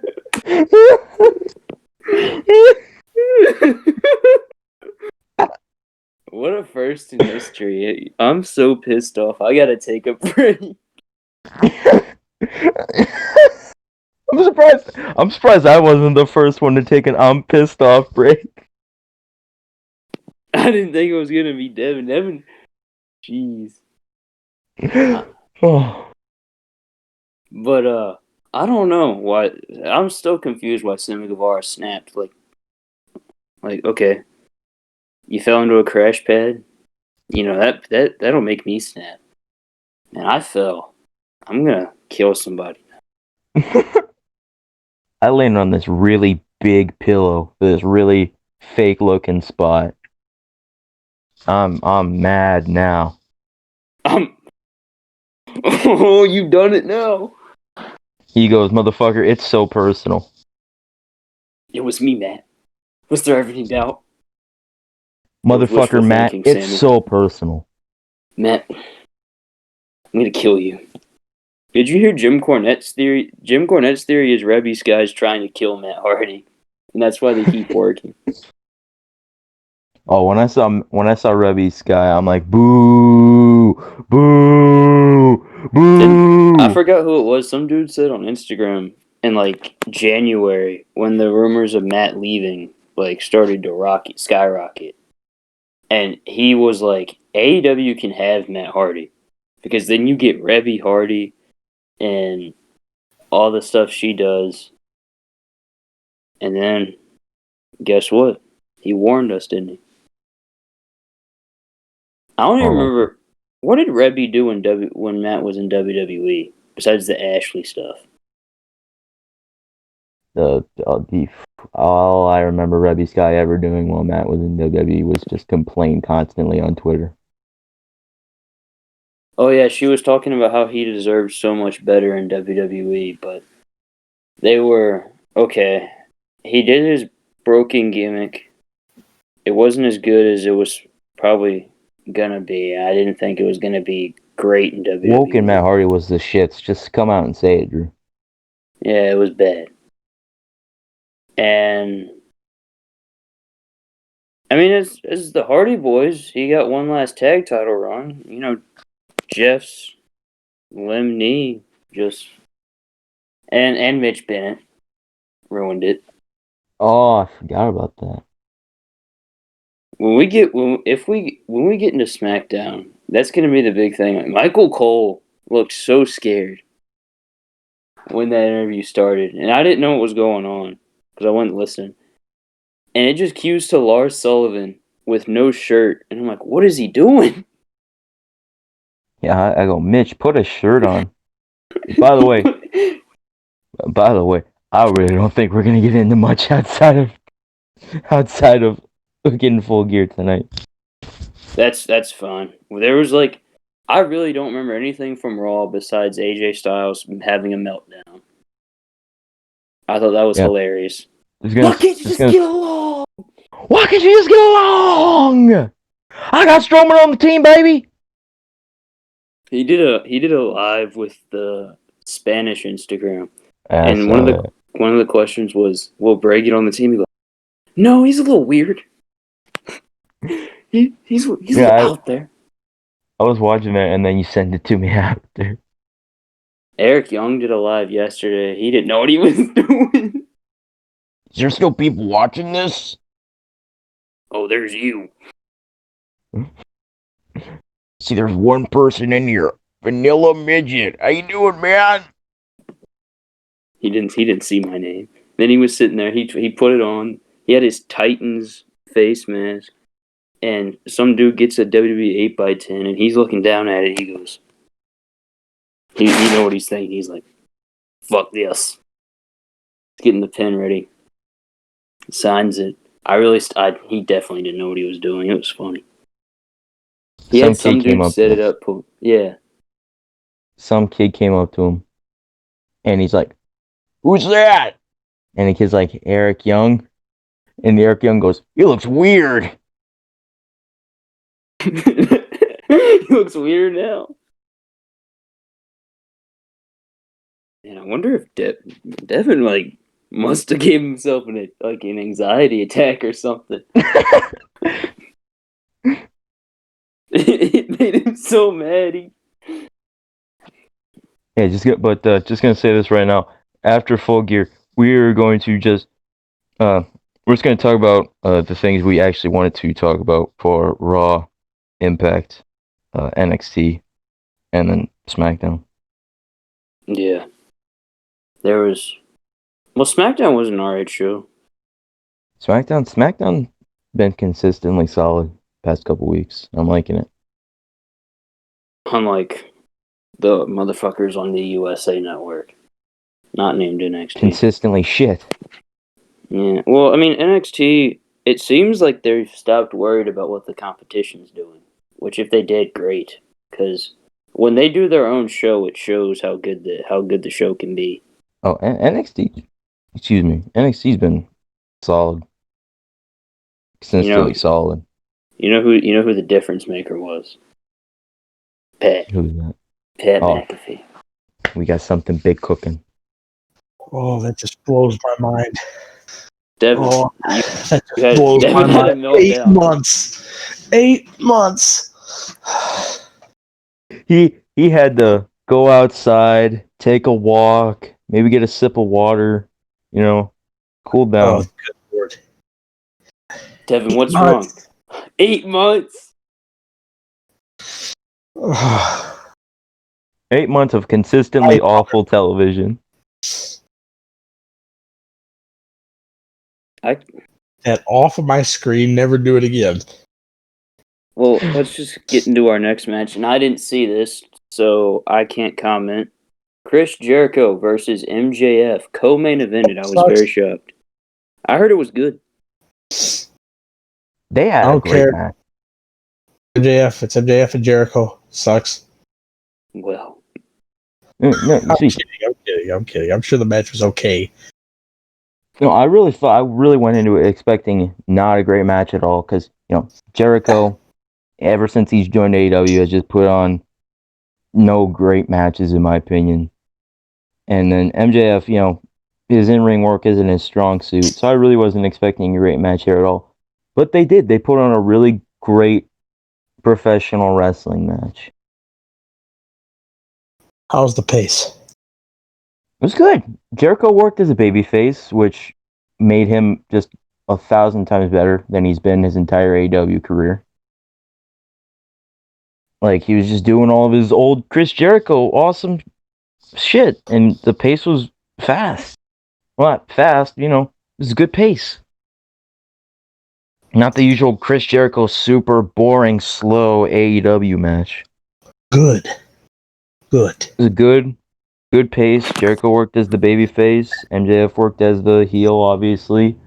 And they just had a really good match. And then they had a really great finish with MJF out healing the biggest heel of AEW, arguably. And it was just great. It was a great match, great finish. Just great. well, Nick, you said you're ready for face Chris Jericho, right? Yeah, so ready for face Chris Jericho. Hopefully, it's going to happen sooner rather than later. Well, I don't know how much of a babyface he's gonna be. Last night was evidence that Chris Jericho works better as a babyface.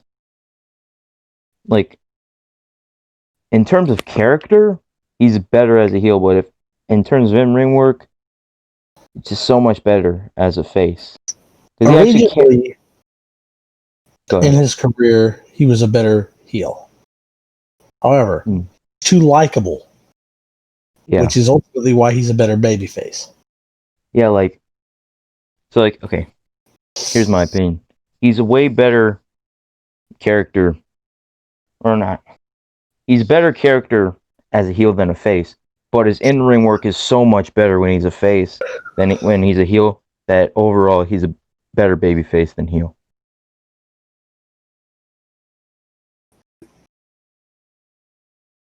MJF He's still a good character as a face.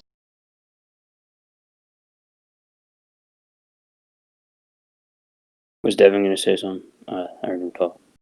No. Well, MJF is now a member of the Inner Circle. He's gonna steal it. He's gonna become the new leader. Calling it right now. Yeah. More predictable AEW booking. And then we get to the main event, and I need to find this and watch it because I woke up around the final moments of this match, and it was Jon Moxley. Too short. Jon Moxley versus Eddie Kingston. The Mad King, bro. It didn't last long enough. Free the nipple, bro. He worked in Masawa attire. Great. Oh yeah, I saw that. I saw the green attire, and I said, "Man, Kingston wearing anything black and yellow is weird." Rocking the basketball outfit, bro. Going to shoot some hoops after this. He can't work in his DMX. King, how long you been shooting hoops? I don't know, bro. I go until I get tired. You a Jets fan? No, You like the Jets? I'm a Giants fan. I go until I get tired, bro. Oh, so about 3 minutes? Hey, fuck you, Evil. Devin, how does it make you feel? We might do narrations of Moose and Goose Adventures. Narrations. Yeah. Oh no. It'd be interesting. I bet it would. We probably have to cut. If we do narrations, we're gonna have to cut some stuff out. Yeah. There's just stuff that wouldn't fly. But so mainly all Tim Storm stuff. Yeah, all Tim Storm stuff. Maybe Freight Train stuff. Bullshit. People. The cancel culture. Freight Train, you are ungrateful. Ungrateful. America's hat. Well, I woke up and Mox put the choke in with the barbed wire on King, and King sitting there. I quit. It's incredible finish. Bryce Remsburg really helped this. Like he enhanced this. You know, like Bryce Remsburg was like about to cry, and he's shouting, "Eddie, Eddie!" Like begging him to quit because that's his friend. And Eddie's just like, he's in the choke. He knows he has to quit, but he doesn't want to. And he's about to cry because he sees everything slipping away from him. Everything he's worked for years and years and years slip away at his very eyes. And he has to do it. I quit. Well, should have won. This is another one of those matches. I don't even have to say this was an incredible match. Eddie Kingston. It's just an incredible storyteller. And Eddie needs his due. I think Eddie Kingston will be AEW World Champion. Look, I'll just say this. Like I said earlier, Mox and Omega 2 just feels so special. But I would rather see Eddie Kingston in Pac for the AEW World Championship than Mox and Omega.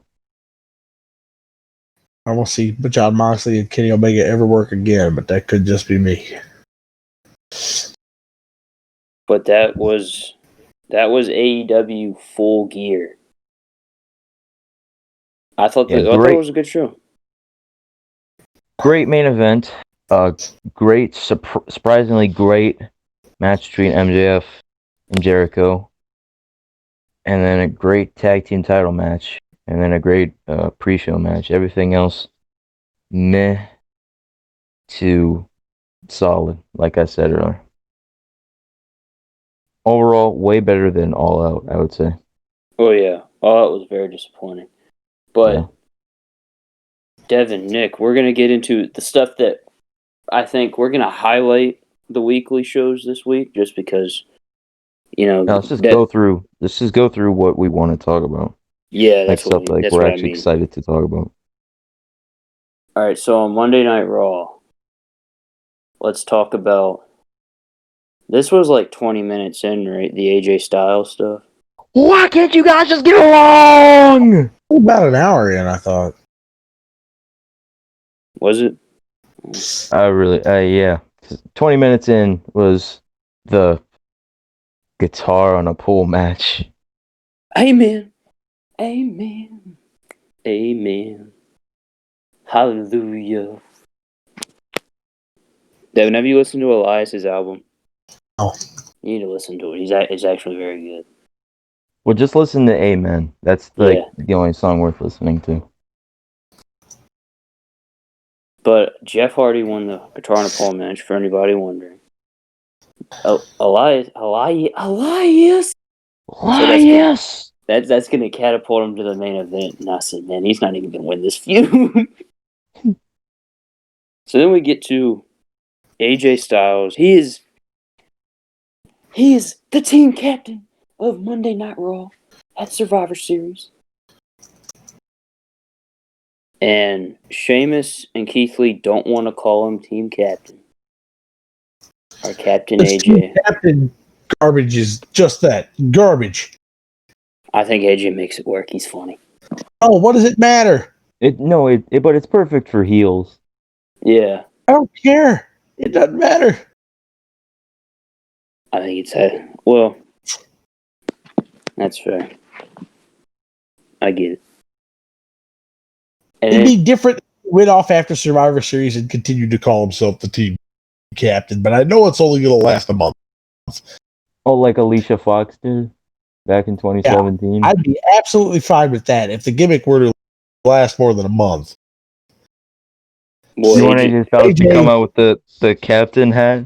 I wanted to come out with the captain hat on, but if AJ went around acting like he was the captain of the Raw locker room, it was just trying to be a motivational leader to everybody. Well, he's the new locker room leader, which leads to AJ Taker too. I'm the fucking locker room leader, kid.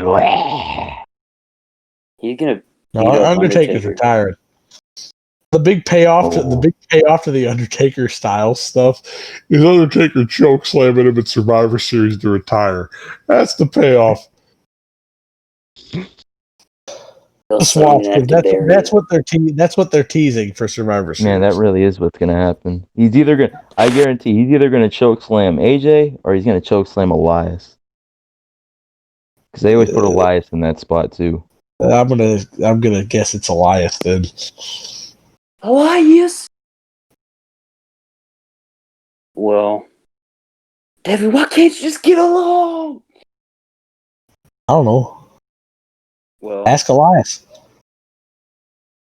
Well, apparently Jeff Hardy hit him. Hey, can we talk about how? Can we talk about how awful the Raw Women's division is? Man, that division is just a whole bunch of awful. It's a hot mess. Was Asuka even on that show? Nope. Was Asuka even on Raw? Nope. Asuka's doing a whole lot of nothing right now. Who needs our champion? We need to showcase this Lana Nia Jax storyline. We need to showcase Lana getting put through a table for 7 straight. That's what I need. Yeah, we need to showcase our new massive baby face Lana. Putting her through the table again. Yeah, really getting her over. The fans, they just feel so much sympathy for her. They love her. I just think it's stupid now. I didn't even think it was funny, to be honest. I never thought it was funny. I thought it was funny for like a couple weeks. And then like after the third time, I'm like, okay, fuck off now.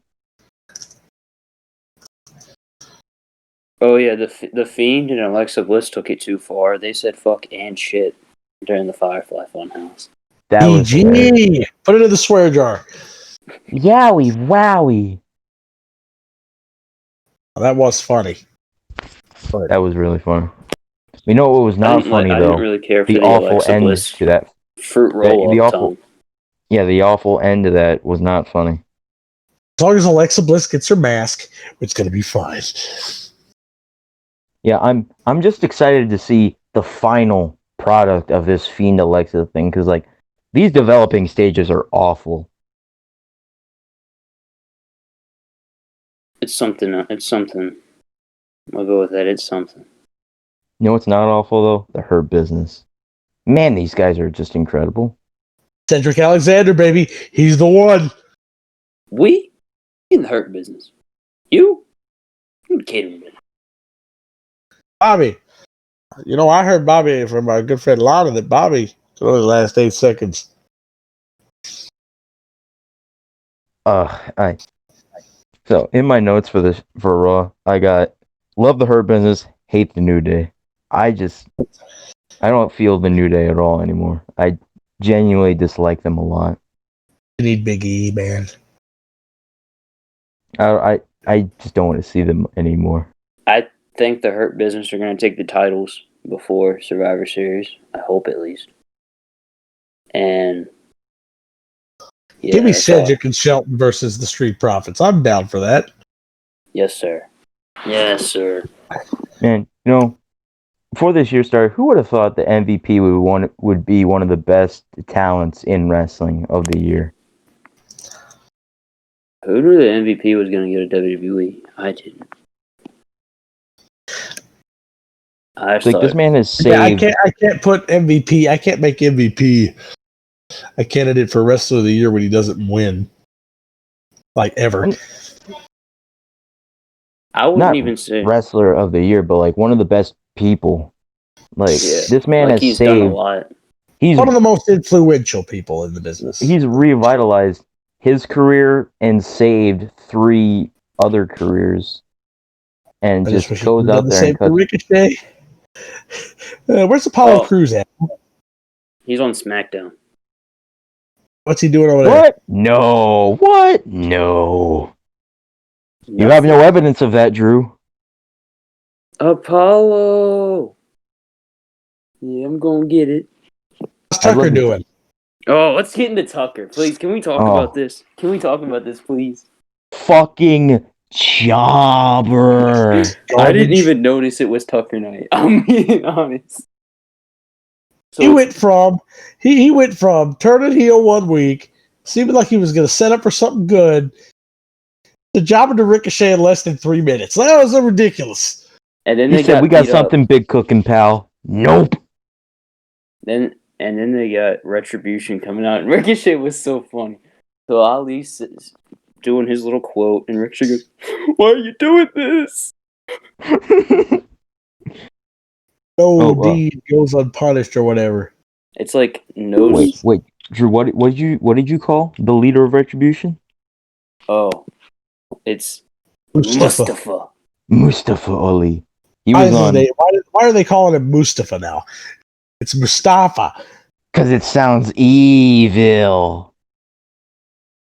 No, it sounds stupid is what it does. I kind of like Mustafa Ali. He was on he was on Raw Talk, and R-Truth goes, "You and Retribution wear the Bane mask. What did Batman ever do to you?"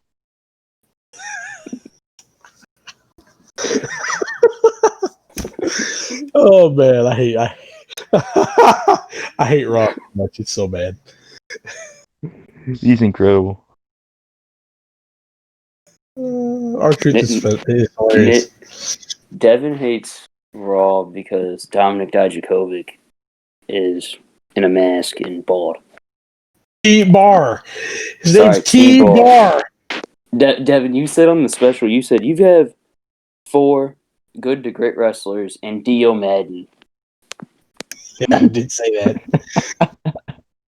You got 4 good to great wrestlers and Dio Madden in there. Dio Madden's always going to be known for the guy who oddly bumped into an announce table from an F5. And then lost his job off of that. Like Dominic Dijakovic, he's one of the best big men in wrestling. Like I said, you've got 4 good to great wrestlers, and Dijak should be the biggest sure thing on Vince McMahon's entire roster. Because number one, since we all know Vince is somewhat racist, that guy, and he's big. much like Drew. Somewhat racist. Oh. How dare you? Oh, he said that's uncalled for. No, it's fucking not. Well, they didn't like Dio Madden's accent on commentary. Kevin Owens was like, I don't like this Dio Madden guy. What's he doing on Raw? Where's Byron? Oh, let's get Byron out there.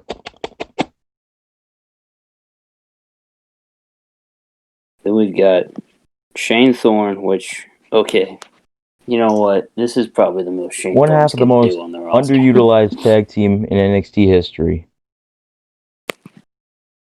And then you've got, who else is in this group? Oh, Mia Yim. Again, underutilized in NXT. Lost in the shufu. And Thank then God Mercedes Martinez requested to be taken out of the group. Devin had a conspiracy theory on Retribution. I don't know if he can say it on here, but I'm not going to repeat it. It's so bad that I believe it. That I think it could be true. But what else was on Raw? I liked. Oh yeah, you called Drew McIntyre a party pooper. Nick. Oh yeah, so Drew McIntyre hit Randy. So open the show. Drew McIntyre hit Randy Orton with the Claymore kick after Orton cut another promo on Raw because we gotta get a Randy Orton promo. Motherfucker, it must be Monday. Yeah, it must be Monday when we're getting a Randy Orton promo. I like Randy Orton as champ. I don't like Randy Orton's promos, so I shouldn't really be talking. I think he's a good promo. Just he cuts promo every week. Yeah, but McIntyre lays Orton out with the Claymore. Miz and Morrison come down. Miz tries to cash in. Drew stops it because Drew's going to be the one to take the title off of Orton. And then Miz and Morrison are cutting a promo backstage. And after every time Miz says something, John Morrison goes, "Fact! Fact! Fact!" I thought that was funny. Speaking of John Morrison, I know that Sam did the miscellaneous chat by himself. Nick, are you gonna get that Elite 82 Morrison figure? Oh, 100%. I'm not. Devin's gonna get that Keith Lee figure. I might. Devin gets figures of people he likes, and then he won a ringside competition. Yeah, and I ended up with Baron Corbin. Was it at least a good Baron Corbin? It was his Money in the Bank briefcase Elite. Oh yeah, that's a good one. It's still Baron Corbin. Where Elite. The one that me and Drew have is probably the best one. Is that 50 or 51? 51. Is that the one with like the skull jacket? Yeah. Yeah. Set that mine came in. I got Rollins gold gear from WrestleMania against Triple H. I got Jeff Hardy, shirtless Jeff Hardy, mind you. Same set. With the good tattoo set. Yeah, it was all the same set. Scotty Too Hottie, that set? Dillinger, yeah. And Shinsuke Nakamura. Yeah. That Shinsuke sucks. That Rollins sucks too, because I love that Rollins. It's the best gear. It's a great figure. It's just that they made new legs for it. So, and then the legs were super loose, so it just made and they're bow-legged. At least mine were. At least that's how the legs were on mine. Mine looks halfway decent. I think they may be bow-legged, but they're not loose. Yeah, like a lot of people have gotten loose legs on that, and I always appreciate when Mattel makes new parts for something, but most of the time when they do, it either just gives the figure loose parts or bad articulation. Yeah. I only have the Jeff from that set. Oh wait, I do have the Scotty Too Hottie. Never mind. I had the Rollins, but then I traded it, and I got the Ty Dillinger. Big Ty Dillinger, when you swap those awful shins out, a great figure. Let me tell you about the worst figure I ever got. Johnny Gargano. DIY 2 Tag titles. Oh yeah. Good boots. Yeah. They got kick pad boots, but the kick pads are just painted over regular boots. It sucks. Oh, there we go. You're speaking Well- mixed language there. Well, you see, the thing is, so Mattel, they're lazy. They just gave Johnny and Ciampa the exact same body, and Ciampa had the regular legs with the regular boots and shins. So they just put the little small kick pads that they made for Kevin Owens on those legs, and boom, you got a Johnny They released that as Johnny Gargano. It's just awful. Stupid. Thankfully, I was able to fix it, and now that figure is perfect, and I'm very happy with it. If I send you mine, can you fix mine? Well, come at a fee. Fee? How? Oh, I thought we were friends. I work at least $30 an hour. That's bullshit. There's something. Well, Nick, let's get into Impact. All right, hold on. Let's see. I didn't watch Impact, so I don't have a clue. Whoa. Yes. We own the night. Whoa. Whoa. We own the night. We Well, own the night. We own the night. That's right. does our singing tire you, Devin? No. It's like we're singing him a lullaby. Well, I don't remember a lot from this show besides Moose is now EC3, just he dresses in a suit. Moose is like knockoff 2008 Chris Jericho. I can't believe EC3's already gone from Impact. Well, now he's got to go to Ring of Honor where there is no honor in what we do. Then you can go to AEW where there is no elite wrestlers. Then AEW's going to try and lock him up. Yeah. But Impact, we saw Deonna Purrazzo get her Impact Knockouts title rematch against Su Yung, which ended in a DQ. And now they're going to have a match at Turning Point. No disqualification match. Or Su Yung is going to win. Yeah. Well, it's going to be a great match. It's a shame. I'm really bummed out about Kylie Ray's retirement, but of course, her health is more important. I feel like she'll be back. She'll be back. Yeah, I feel like she retired. She retired once before. I feel like this is just a step away, and when the time is right, she'll come back. Yeah, I really want her to just focus on her mental health. Yeah. Obviously, if she has to be gone forever, she has to be gone forever. But the hope is, if she feels like it, she'll come back. Yeah, I hope she can come back because I really feel like she could be one of the greatest female wrestlers of all time, or at least I would agree with that. Of the modern era. Then we had Heath man. My damn Heath man, I ain't picking up nothing, man, because I can't bend down, man. I'm the one-man Southern Rock band. I'm about to get my Kurt Angle money, man. Rhino was fine. Easy does it. Easy. There you go. And here comes Scott. What's up, guys? All right. What's up, guys? Let's Scott some more. Guy here. Scott some more. It's so funny. What's going on, you guys? AC behind the camera here. Larry D here. Right there. So today we are going to eat Chris Sabin. I'm sorry. Devin, you should have saw them just squash Alex Shelley. Squish. They Triple XL squished Alex Shelley, and Alex Shelley fell like a bag of bricks. I feel sorry for him. I feel sorry for Larry D and Lace Romero because they should be doing more than just teaming, man. I've never seen Larry D before now, so Larry D is one of the best members of the Midwestern independent scene. It's Lawrence He's D. pretty good.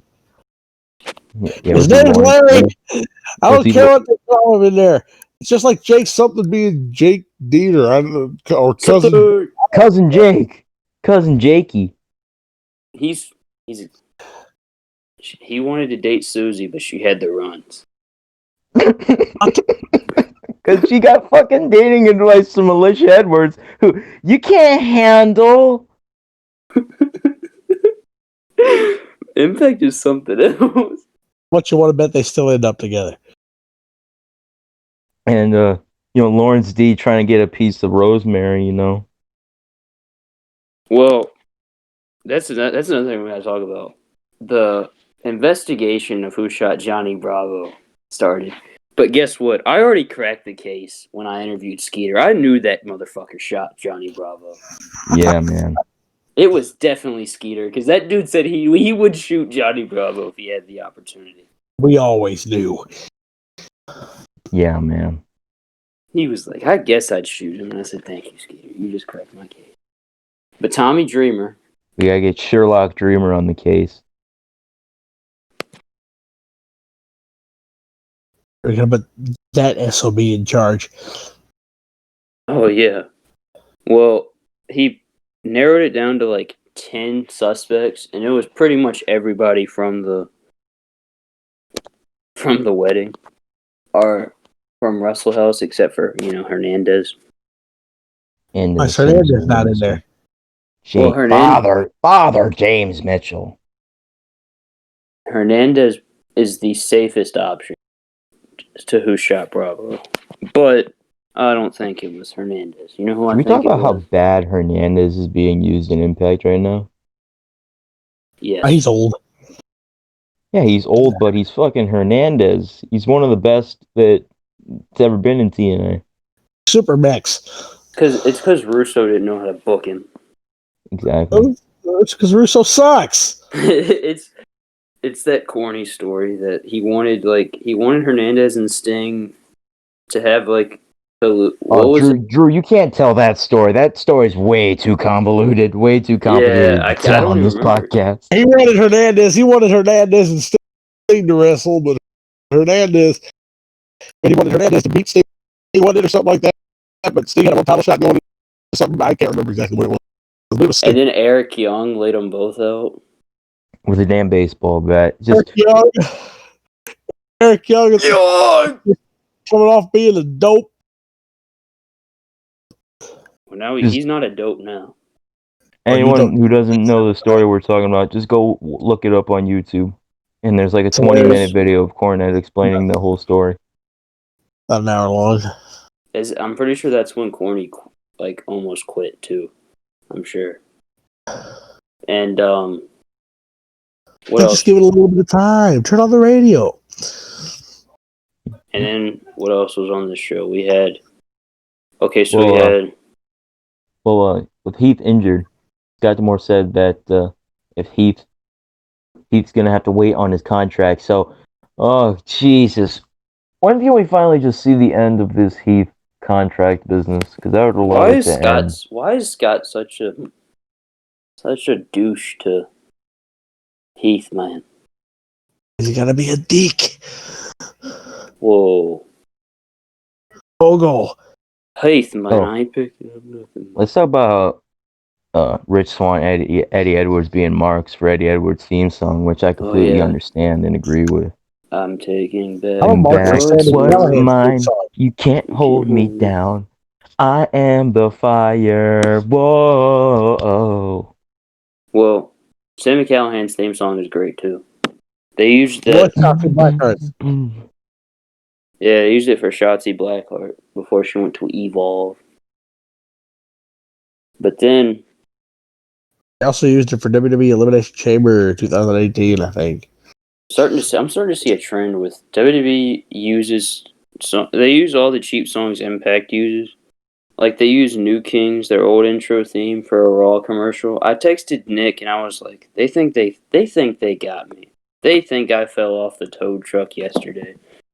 But I know this I is wish an that's what Impact you would have Wrestling texted me. That would have been way funnier. I think I fell off the tow truck yesterday. That's the most southern fucking expression I've ever heard Drew use. I'm starting to rub off on him, I think. Don't listen. They think I got lost in the sauce.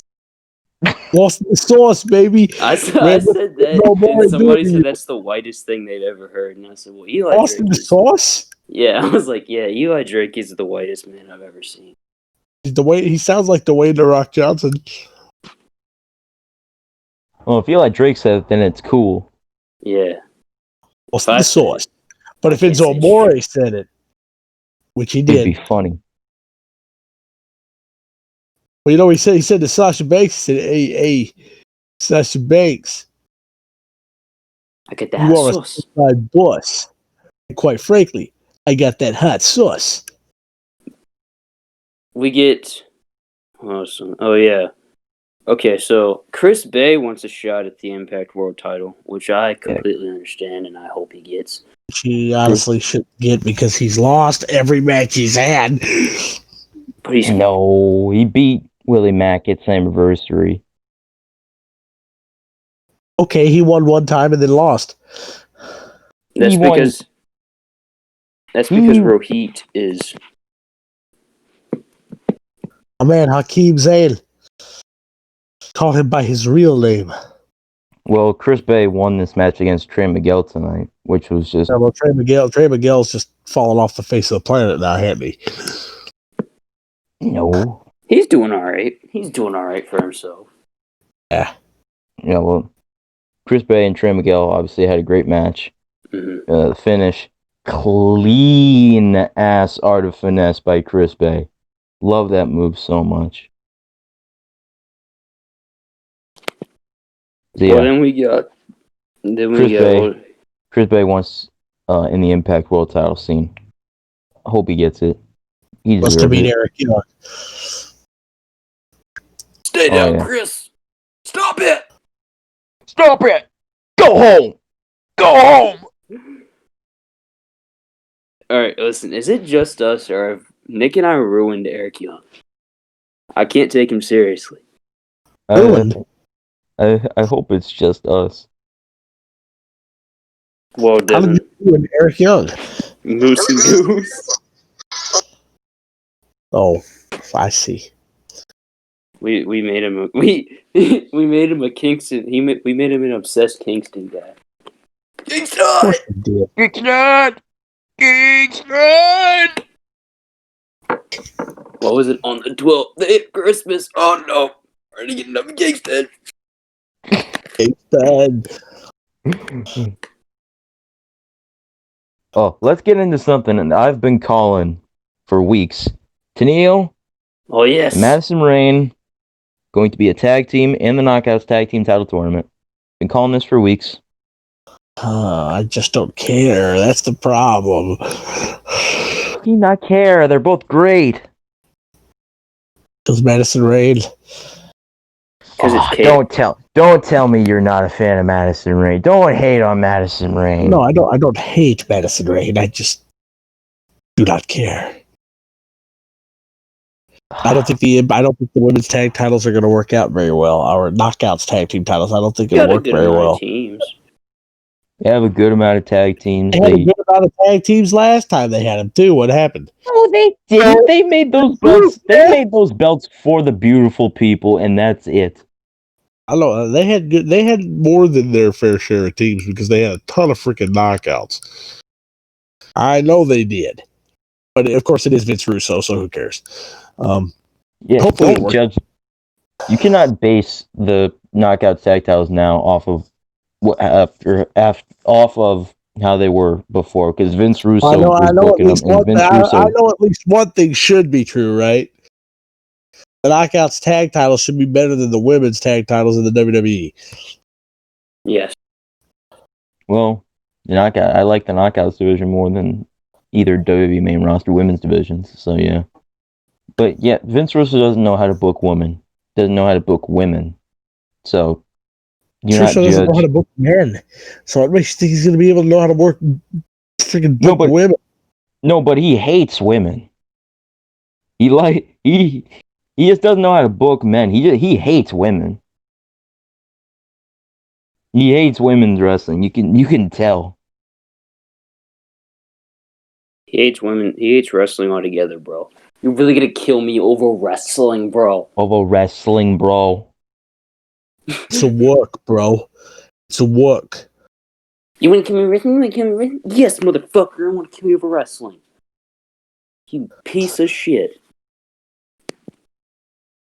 Freaking. What's the word he uses all the time? The freaking rules and regulations or whatever.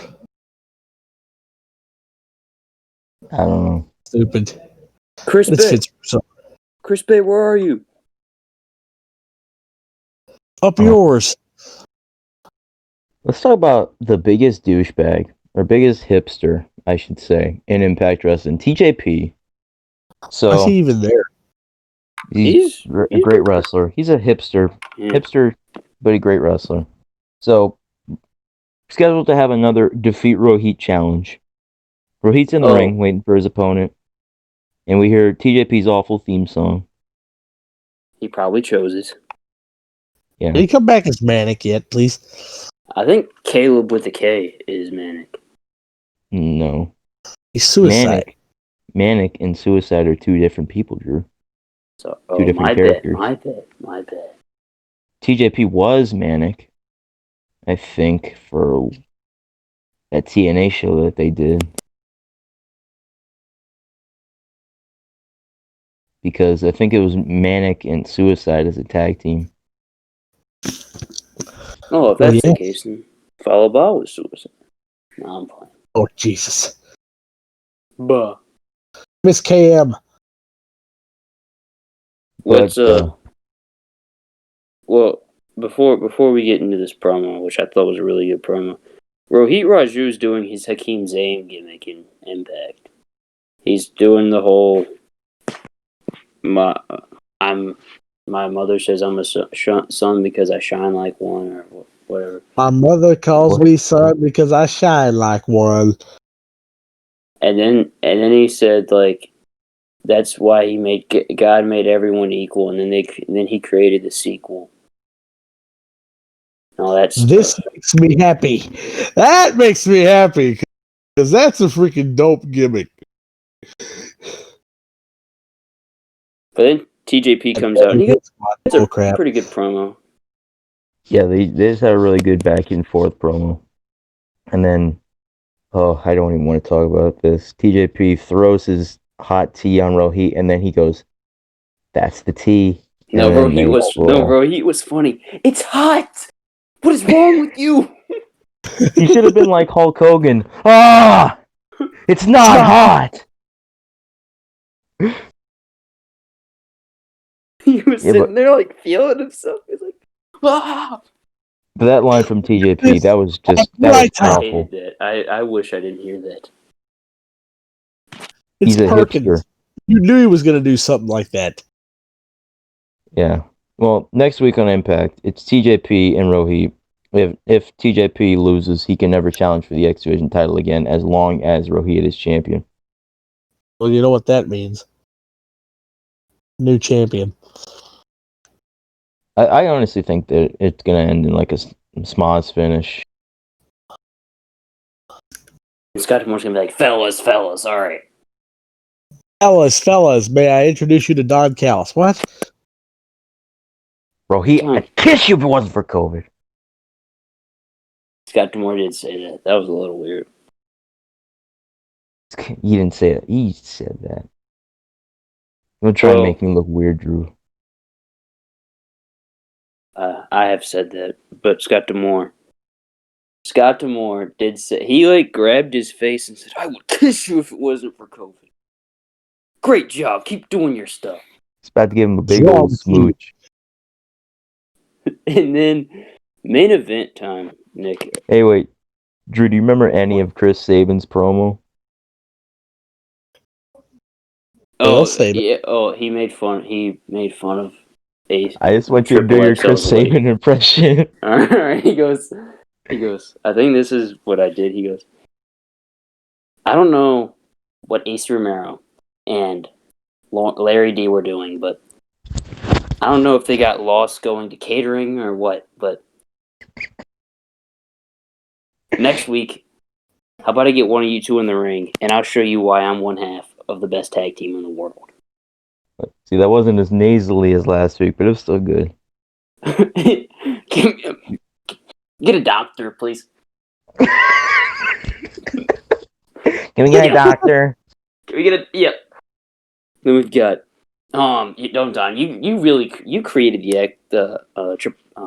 what's it called? Goddamn, fun brain fart.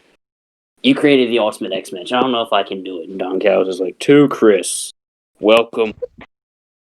Thank you so much. Oh, we had Ethan Page and Dog Gallows in a match. Dog Gallows won. Ethan Page is funny as always. He rolls out of the ring and goes, "He is making a fool of me!" Devin, have you seen Ethan Page recently? He's gotten buff. Read the script. Yeah, fantastic shape. Such an inspiration. Body guy, baby. Yeah, he used to have Body Guy just as a joke. Like, Body Guy is one of his nicknames as a joke. Now he's a legit body guy. So great. And then you get, I think in our main event, it was Eric Young and Sami Callihan against Eddie Edwards and Rich Swann. Hey, wait, Drew. Get a little ahead of yourself. You see, I said I want to talk about the things I want to talk about. Everything on Impact, I kind of want to talk about. Oh, okay. I forgot what else was on this show, to be honest. So, it was announced we're going to get Brian Myers and Swoggle that's right. at Turning Point. Yawn. Hello, Dylan. Hello, my former best friend, Dylan. Postal. Yeah, God, I just want Brian Myers to do something good in Impact. That's all I want. That's really all I want. To ask. The most professional wrestler. I just want a Brian Myers X Division title run. That's all I want. All he had to do was go to AEW and he could have reformed the Dude Busters with Trent Beretta. He wasn't in the Dude Busters. Yes, he was. I thought that was Kalen Croft.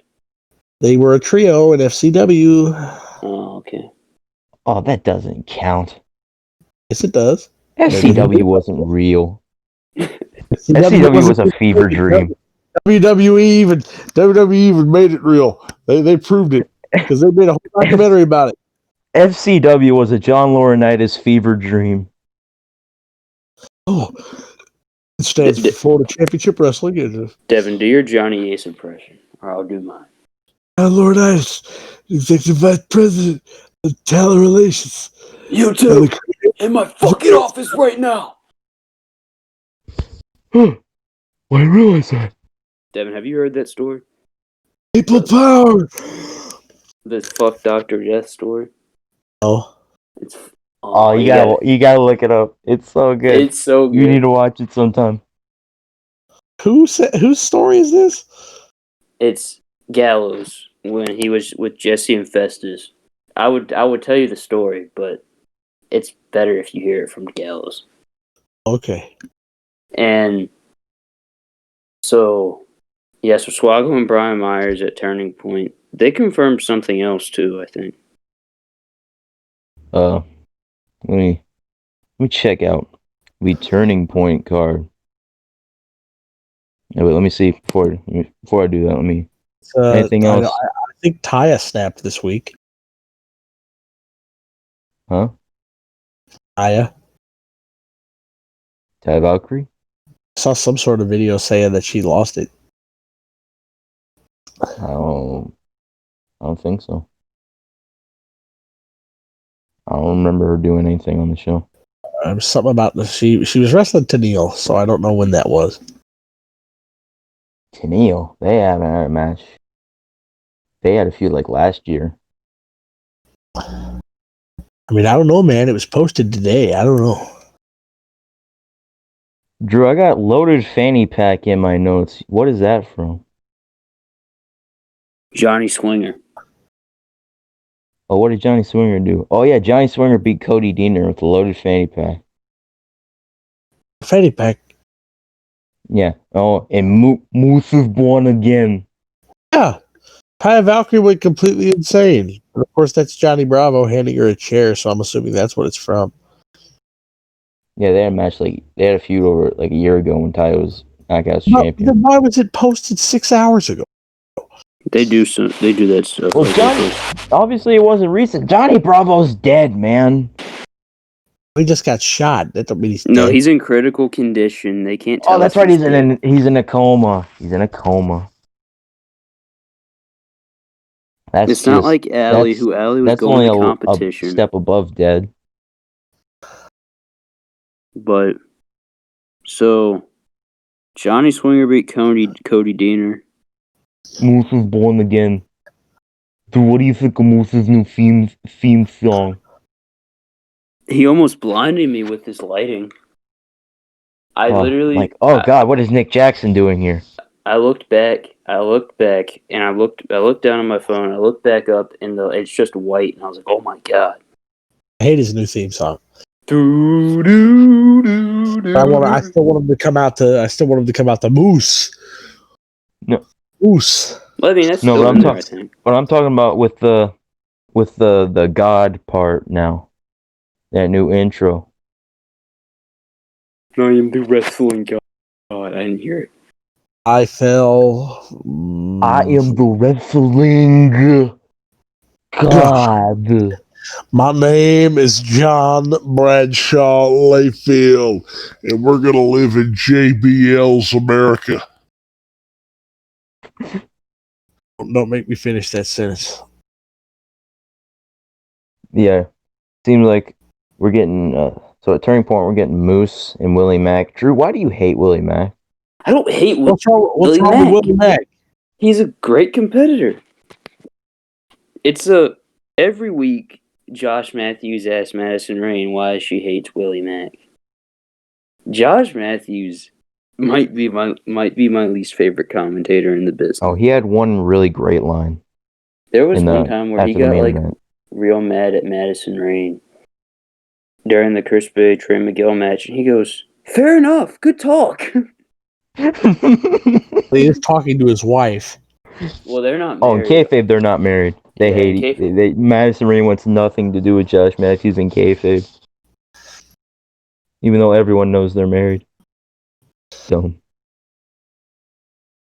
That was probably Josh Matthews' idea too.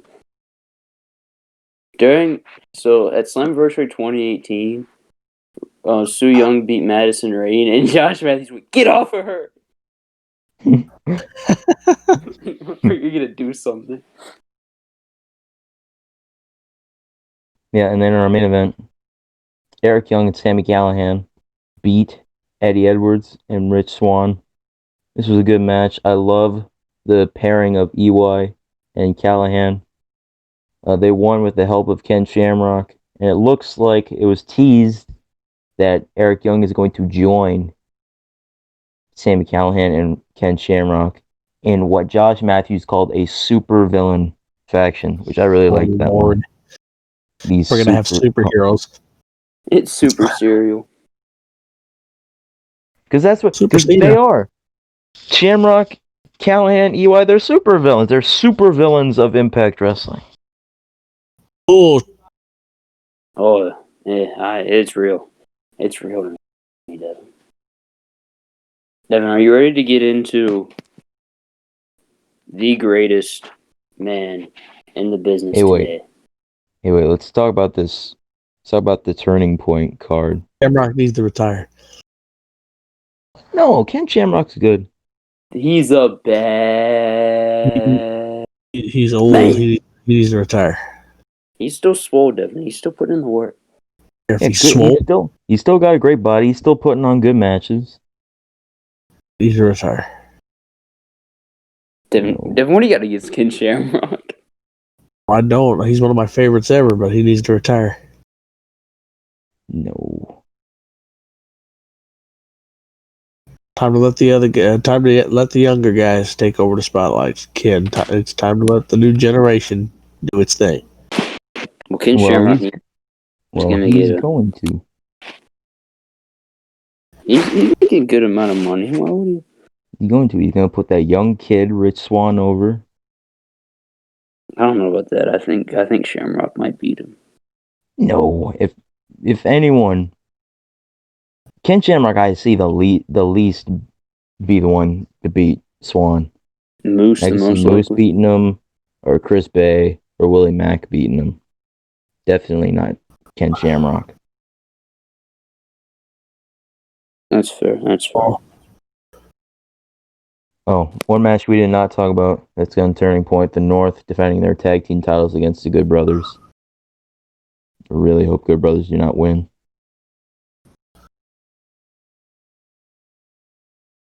Devin. The Good Brothers. So, we're going to be recording the pod on Friday, so Turning Point predictions will be Friday when we record the pod, and the pod will go up Saturday before Turning Point. So that's when we will do our Turning Point predictions. Yes. Fair enough. All right, now, Drew, let's get into the greatest man in professional wrestling history. Let's get into Pat McAfee, Devin. All right. Pat McAfee. Pat Peter. McAfee's talking about hogs getting slaughtered. Peter. Let's talk about how they beat up one of my favorite tag teams in the business, Killian Dane and Drake Maverick. What? Devin, this is great. This is what I love to see. I love to see Drake Maverick just sitting there whistling and Drake dancing. Maverick. Drew loves Drake Maverick and Killian Dane just because they're literally just Moose and Goose. No. There's nothing wrong with that. Willing to do this. Drew's like, stuff. I wrote this. This is my stuff. They went on a veto and stole it. Well, I do think Scott D'Amore stole the Motor City Machine Guns return. Just keep that on the down low. Do you want to take that to court? Well, sure. I'm going to go tell Scott D'Amore right now. He's a close personal friend of mine, Rabbit. Yeah. No, he'll sue me for everything I have, and I apparently owe Marquee Extreme all my figures. And then he'll call you his off the rack wearing friend. I don't look like R.D. Evans. He doesn't look like the barrister.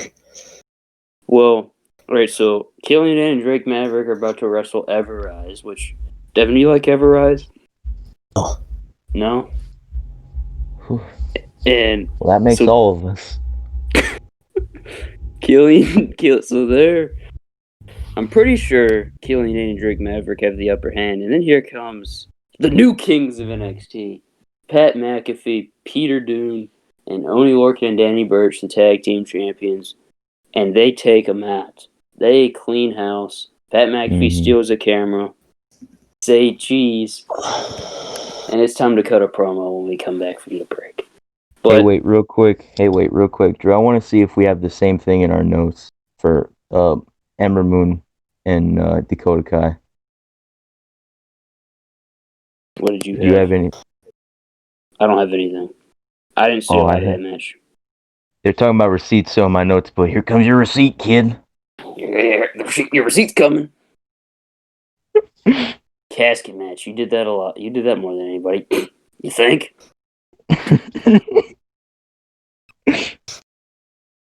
Well, so Dakota Kai won that match, right? Yeah. Sadly, for whatever How reason. stupid. Well, I guess that means the feud's going to continue because I really don't see him really losing this feud. Oh, and in my notes, I called Shotzi Blackheart. Shotzi, don't let her near a Mike Blackheart. Awful promo by her. Yeah, man. Oh yeah, she was devastated at the end of the show, as we all know. Oh, well, let's talk about Pat McAfee before we talk about that awful Shotzi Blackheart nonsense. So, Pat McAfee is When we like, talk about that Shotzi Blackheart nonsense, I might have to pull a Devin and take an I'm pissed off break. Oh, That made blame me so angry. well, Pat McAfee sitting there cutting a promo. He's talking about the history of the Undisputed Era. And guys, you know what I did? I cried. I cried. And when he said he was going to retire the Undisputed Era banner, you know what I did? I didn't cry. I actually was very heartwarmed. Whatever it is. No, you cried for about 5 minutes. I cried. And then I was like, all right, they might actually do it. And then Pat's like, I think we need to vote as a group. And they all Also, say I like no. how Pete Dunne wants zero to do with any of these guys, but he's just going along with it. Like, he doesn't like them as people. He's just going along with them because it's the right business decision. That's Pete Dunne, man. Pete Dunne wants revenge on UE. That's what he wants. Yeah, and the bruise of the week. obviously, Pat McAfee's paying him a healthy salary. I'm assuming. Just like Rage Holland. Yeah. Well, Nick, you thought this was the original plan, right? What? Pat McAfee. This was always going to be McAfee. That you didn't think they changed it because Holland got hurt.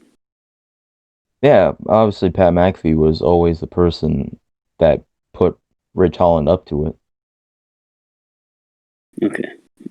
I just was wondering. I feel like Pete Dunne might have been Rich Holland's replacement. Yeah, he's definitely a replacement. Perfect replacement. Fits right in. Makes total sense.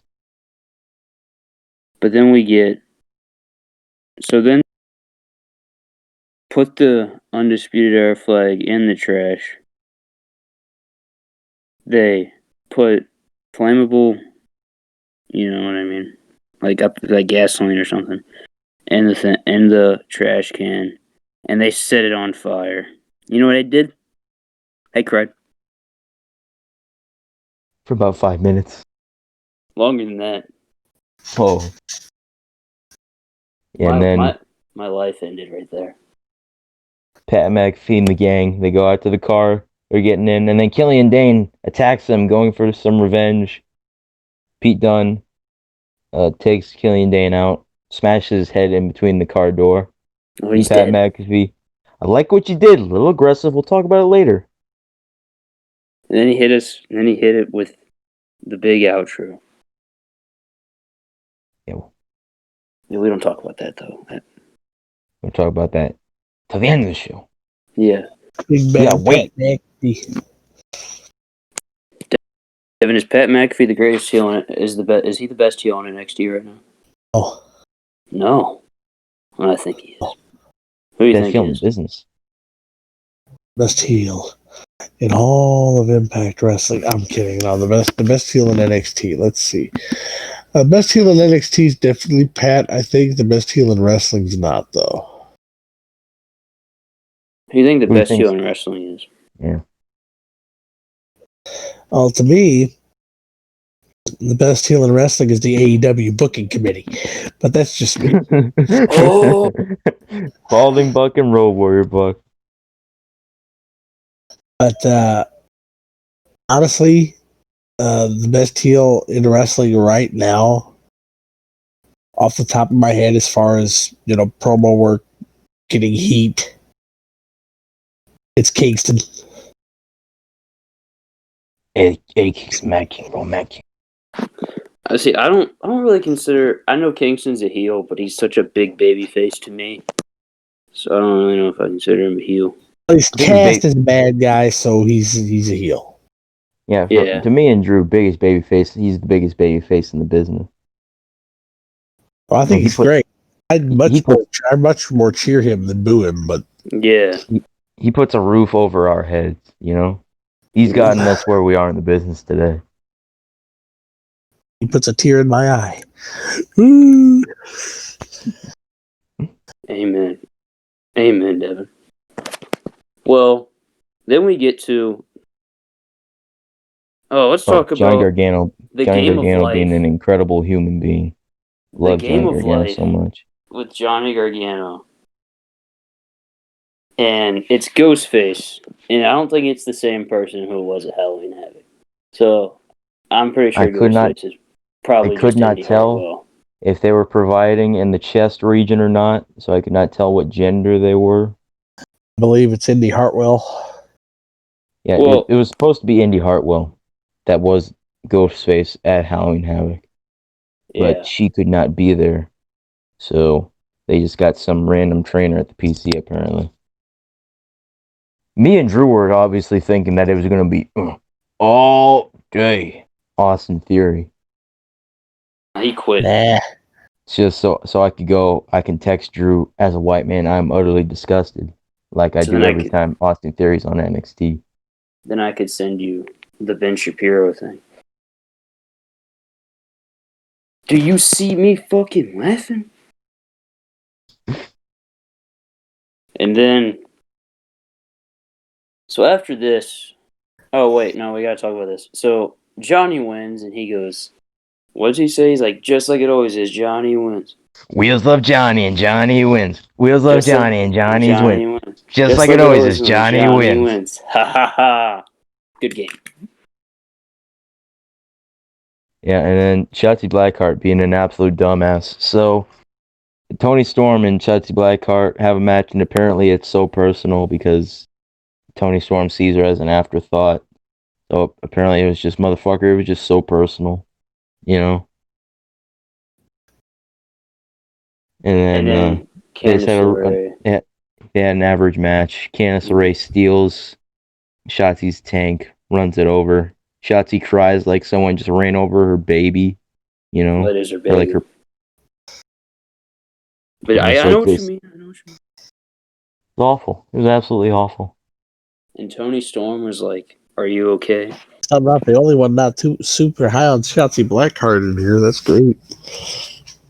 Well, you know, see, I love her in the ring, but everything else I hate. I hate. She's an annoying. She seems like an annoying person. She's really awful on the microphone, but she's a great wrestler. She sold her poop. She sold pictures of her That was a joke. Don't give a crap. She sold pictures of her poop. It was a joke. She made money off of that. How can it be a joke? She said it as a joke. It was a joke tweet.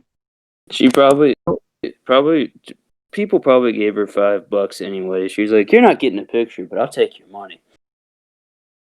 And they're like, "Hey, give me that back," and then she just blocks them. Yeah.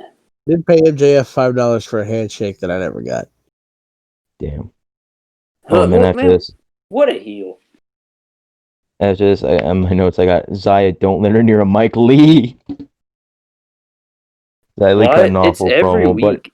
I literally thought they were gonna take her off TV because they got so mad because she got so mad at the company because she couldn't do it. oh no, we gotta bury her first, then take her off TV. Oh yeah. Oh, she's working Raquel, and she's getting buried. Yeah, we gotta bury her, then take her off TV. Speaking of Raquel Gonzalez, she sucks. I think Raquel Gonzalez could be pretty She's good. all right. I know she's still green, Devin. I get it.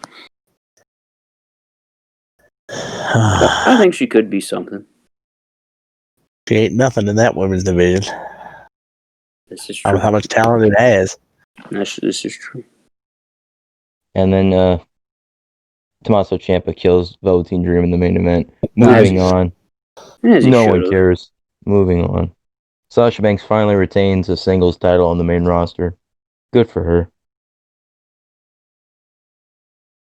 And then we had Rey Mysterio. Aaliyah! Come on, pick up the phone! Kiss that Murphy guy.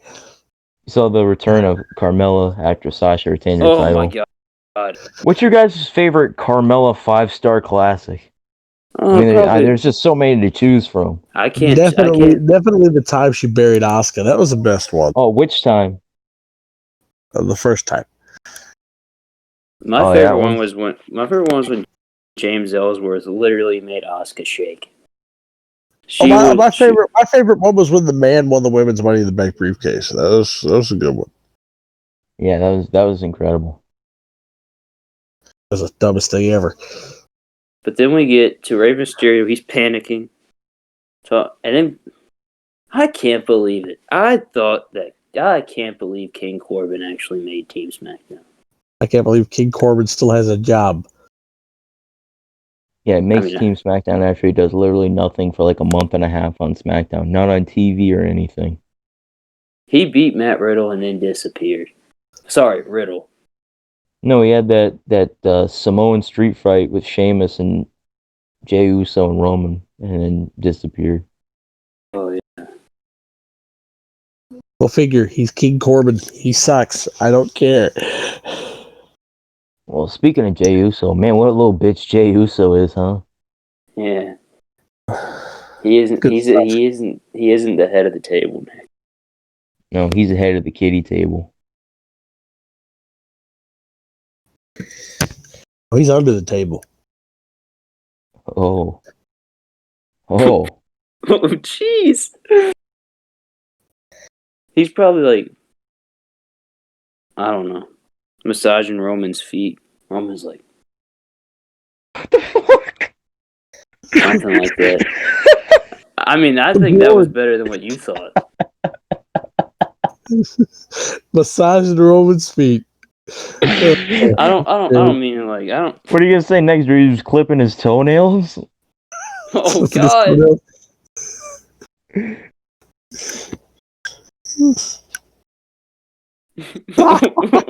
Shaving his leg hair? Y'all got a freaking image in my head now. I'm gonna cry. It's your own fault, moron. I did it to myself. Oh. I thought it was less weird than when Nick said, "Oh." No, it's not. That's not less weird. That's just as weird. Massaging Roman's feet. I think Drew just let out one of his fantasies. No, I just puked in my mouth. Drew fantasizes about massaging the big dog's feet. He wants to be under the table. No, you acknowledge him as the tribal chief. Oh my God. Drew's like that little fucking squirrel fucker from Penguins of Madagascar that likes that one fucker's feet. Mort? Yeah, that little brown squirrel fucker who likes to massage like King Julian's feet.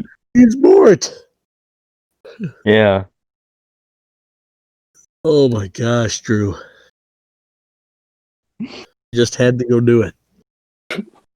Well, there's no coming back from that. No, there's not. You screwed yourself. We should just have a picture of Roman Reigns' feet in the thumbnail. I was thinking we could put like Eddie Kingston like praying to our logo. That's touching a certain that's touching religion. No, I don't even mean like that. It's just a render. I was thinking the thumbnail could be just John Moxley and Eddie Kingston. Yeah. Well, it's got to be Kingston in his green gear. Now it has to be Roman in his feet, right? Dressing up like the Jets. No, it doesn't. It really doesn't. You can have that be the thumbnail on Amino when you post about the episode. I'll put a picture of Roman Reigns and be like, if you know, you know. I'm not proud of it.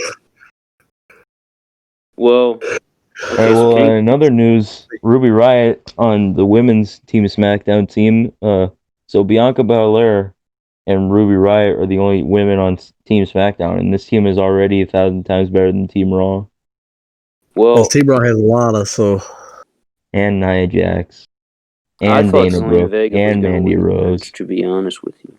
What's wrong with Mandy Rose? I just don't like watching her wrestle. She's average at best. Average at best.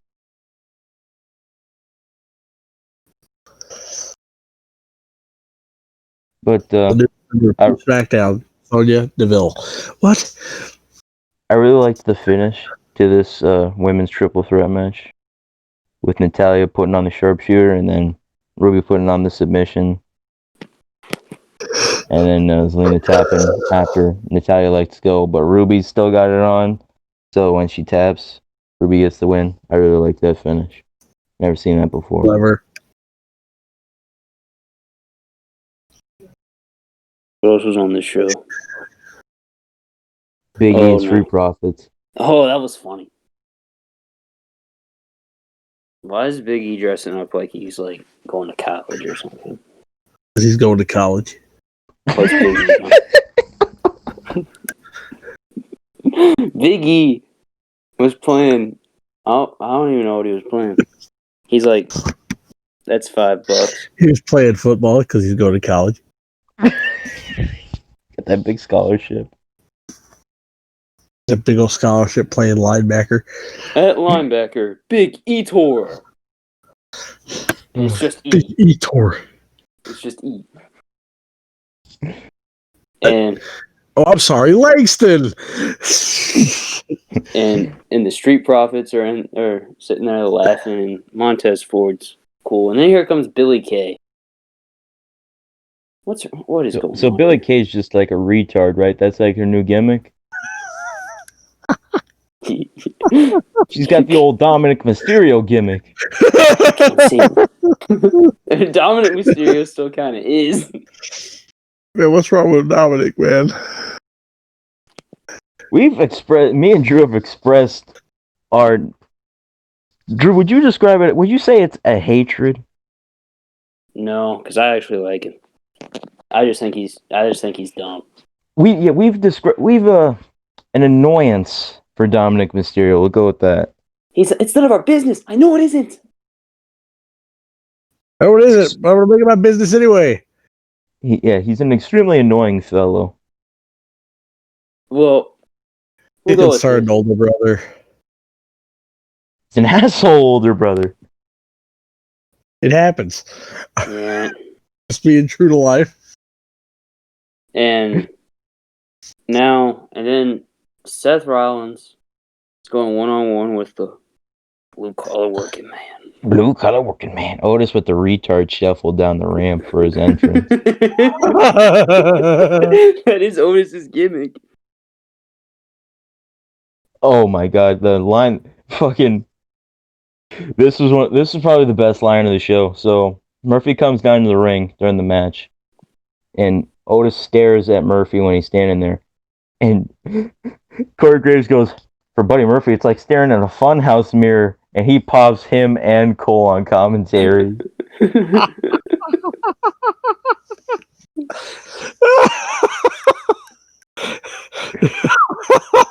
Staring at a funhouse mirror. Seth gets the win. Welcome to Team SmackDown, Seth Rollins. Yeah, Seth gets the win after help from Buddy Murphy.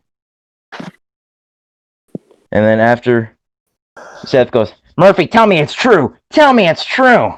And then Murphy goes, points to Seth, Messiah, points to himself, disciple. Oh, quit. Please, God, don't do it again. Well, apparently it's looking like he's setting Seth up. Better be. Yeah, because after Liam Mysterio slapping on him. Yeah, what the hell, Murphy? What the hell, Murphy? Like 7 times. He's like, please. Hey, listen to me. And she just like continuously pushes him like this is a goddamn high school play or something. She is just out of high school. This is true. And he just goes, this is for the greater good. And then I swear it cuts. This is. Drew's favorite part of the show. No, it wasn't. The segment turns on. I go, Mitch, put a shirt on. No, okay, Devin. So here's what happened. So Michael Cole was sitting here talking. He's like, so you talked to Corey Graves last week, and I go, oh no. And it cuts to Lars Sullivan. He's sitting there playing with his fucking titties, and he's looking around. He has jeans and no shirt on, looking like Bert Kreischer doing a comedy act with no hair. Oh no! They took The worst part, Devin, is he said, I made him eat with it. He said, I made them eat what I wanted. That one. Ew.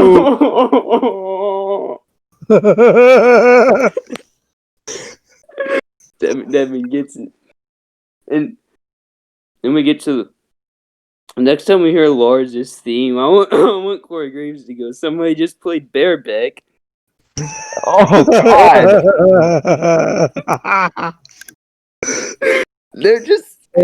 They're making fun of this man at this point. The only thing I remember from this is just feeling super uncomfortable, and for some reason, Lars just out of nowhere just screams. Ah! It's his opener to his theme song. Michael Cole was scared. Is Lars Sullivan hiding right now?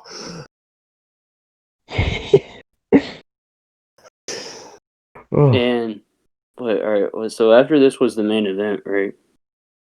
Yeah, Jey Uso faced Kevin Owens after Kevin Owens made some comedic remarks to Jey. Oh, you think that's Roman funny? was not happy. My funny joke to you? Roman was not happy. He got this match made. So they're having a match. Good, solid match. Roman's music hits. Ref's distracted. Oh my god. Headbutt to the dick from Jey What's up Uso with to this? Kevin Owens. This is like the third headbutt to the dick finish in like 3 weeks. Super kick, splash. Jey Uso beats Kevin Owens. Of course he does. Kevin Owens, I got screwed. Well, no Chad Gable this week. Again. At least we got Big E this week. This is true. No Sami Zayn on SmackDown either. I was very mad about that. The Intercontinental Champion. But Nick, he was would on. I lie to you? He was on Talking Smack. Yeah, he was on Talking Smack. Well, I forgot. He was like, "Will I lie? Would I lie to you? Would I lie to you? Would I? Have I ever?" And then Sami Zayn just starts shaking his head. Well, yes.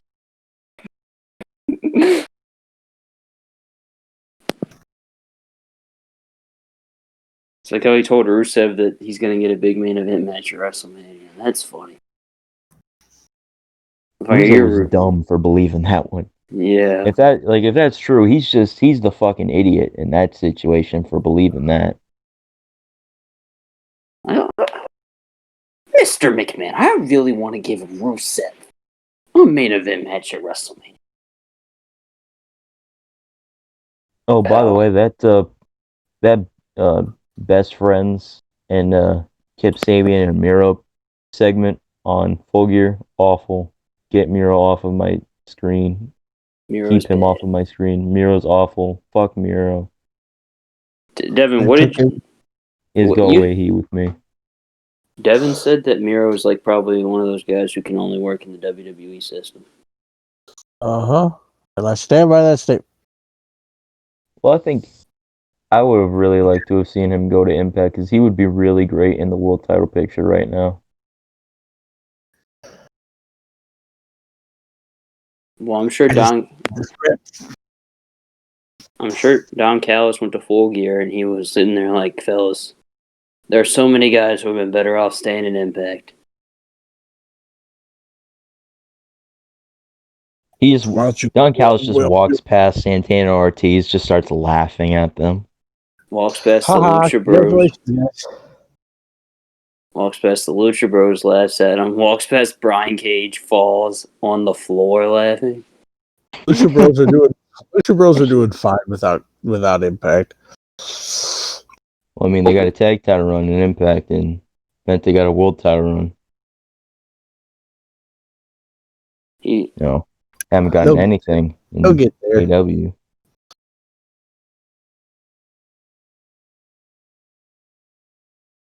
Is that all the wrestling this week? That concludes wrestling. We will talk about the Ringside Fest reveals on the Friday pod that we do. Yes, because, sir. ladies and gentlemen, we need to wrap this up. Yes, it's late. I think 3 hours or longer. I'd say that's a good episode. Oh man, was this even longer than last week? Was this even longer than the big one? Oh, we have to call. Yeah. I think it worked out well, though. Devin Call spit the some bigger knowledge. We Yeah. did some nice burying of AEW and their creative. And They're Vince awful Russo. creative. Yeah, fuck Vince Russo. Yeah. Well, Nick. Okay, well, Nick, where can they find you? Find me on Instagram at Gargano_is_God. You can find me at vanilla_midget for real. Vanilla midget. And at Little Boots Guy Productions for my figure account. You can also follow the pod at Miscellaneous Discussions on Instagram. And I'm pretty sure the Twitter will be linked down below because I got to in the bio because I got a little bit of Sam said I got the Twitter wrong and I forgot it again. But Devin, where can they find you on the stuff you don't use? You can find me on Twitter at Devin O'Neill15. I don't use it often. When I do use it, you can catch me giving my thoughts on Glory Pro Wrestling, which is a great independent promotion based out of St. Louis. So, it's good. But that's where you can find me. All right. Well, I think that about wraps it up. So, ladies and gentlemen, have a great night. We're the greatest. You suck. Cheers.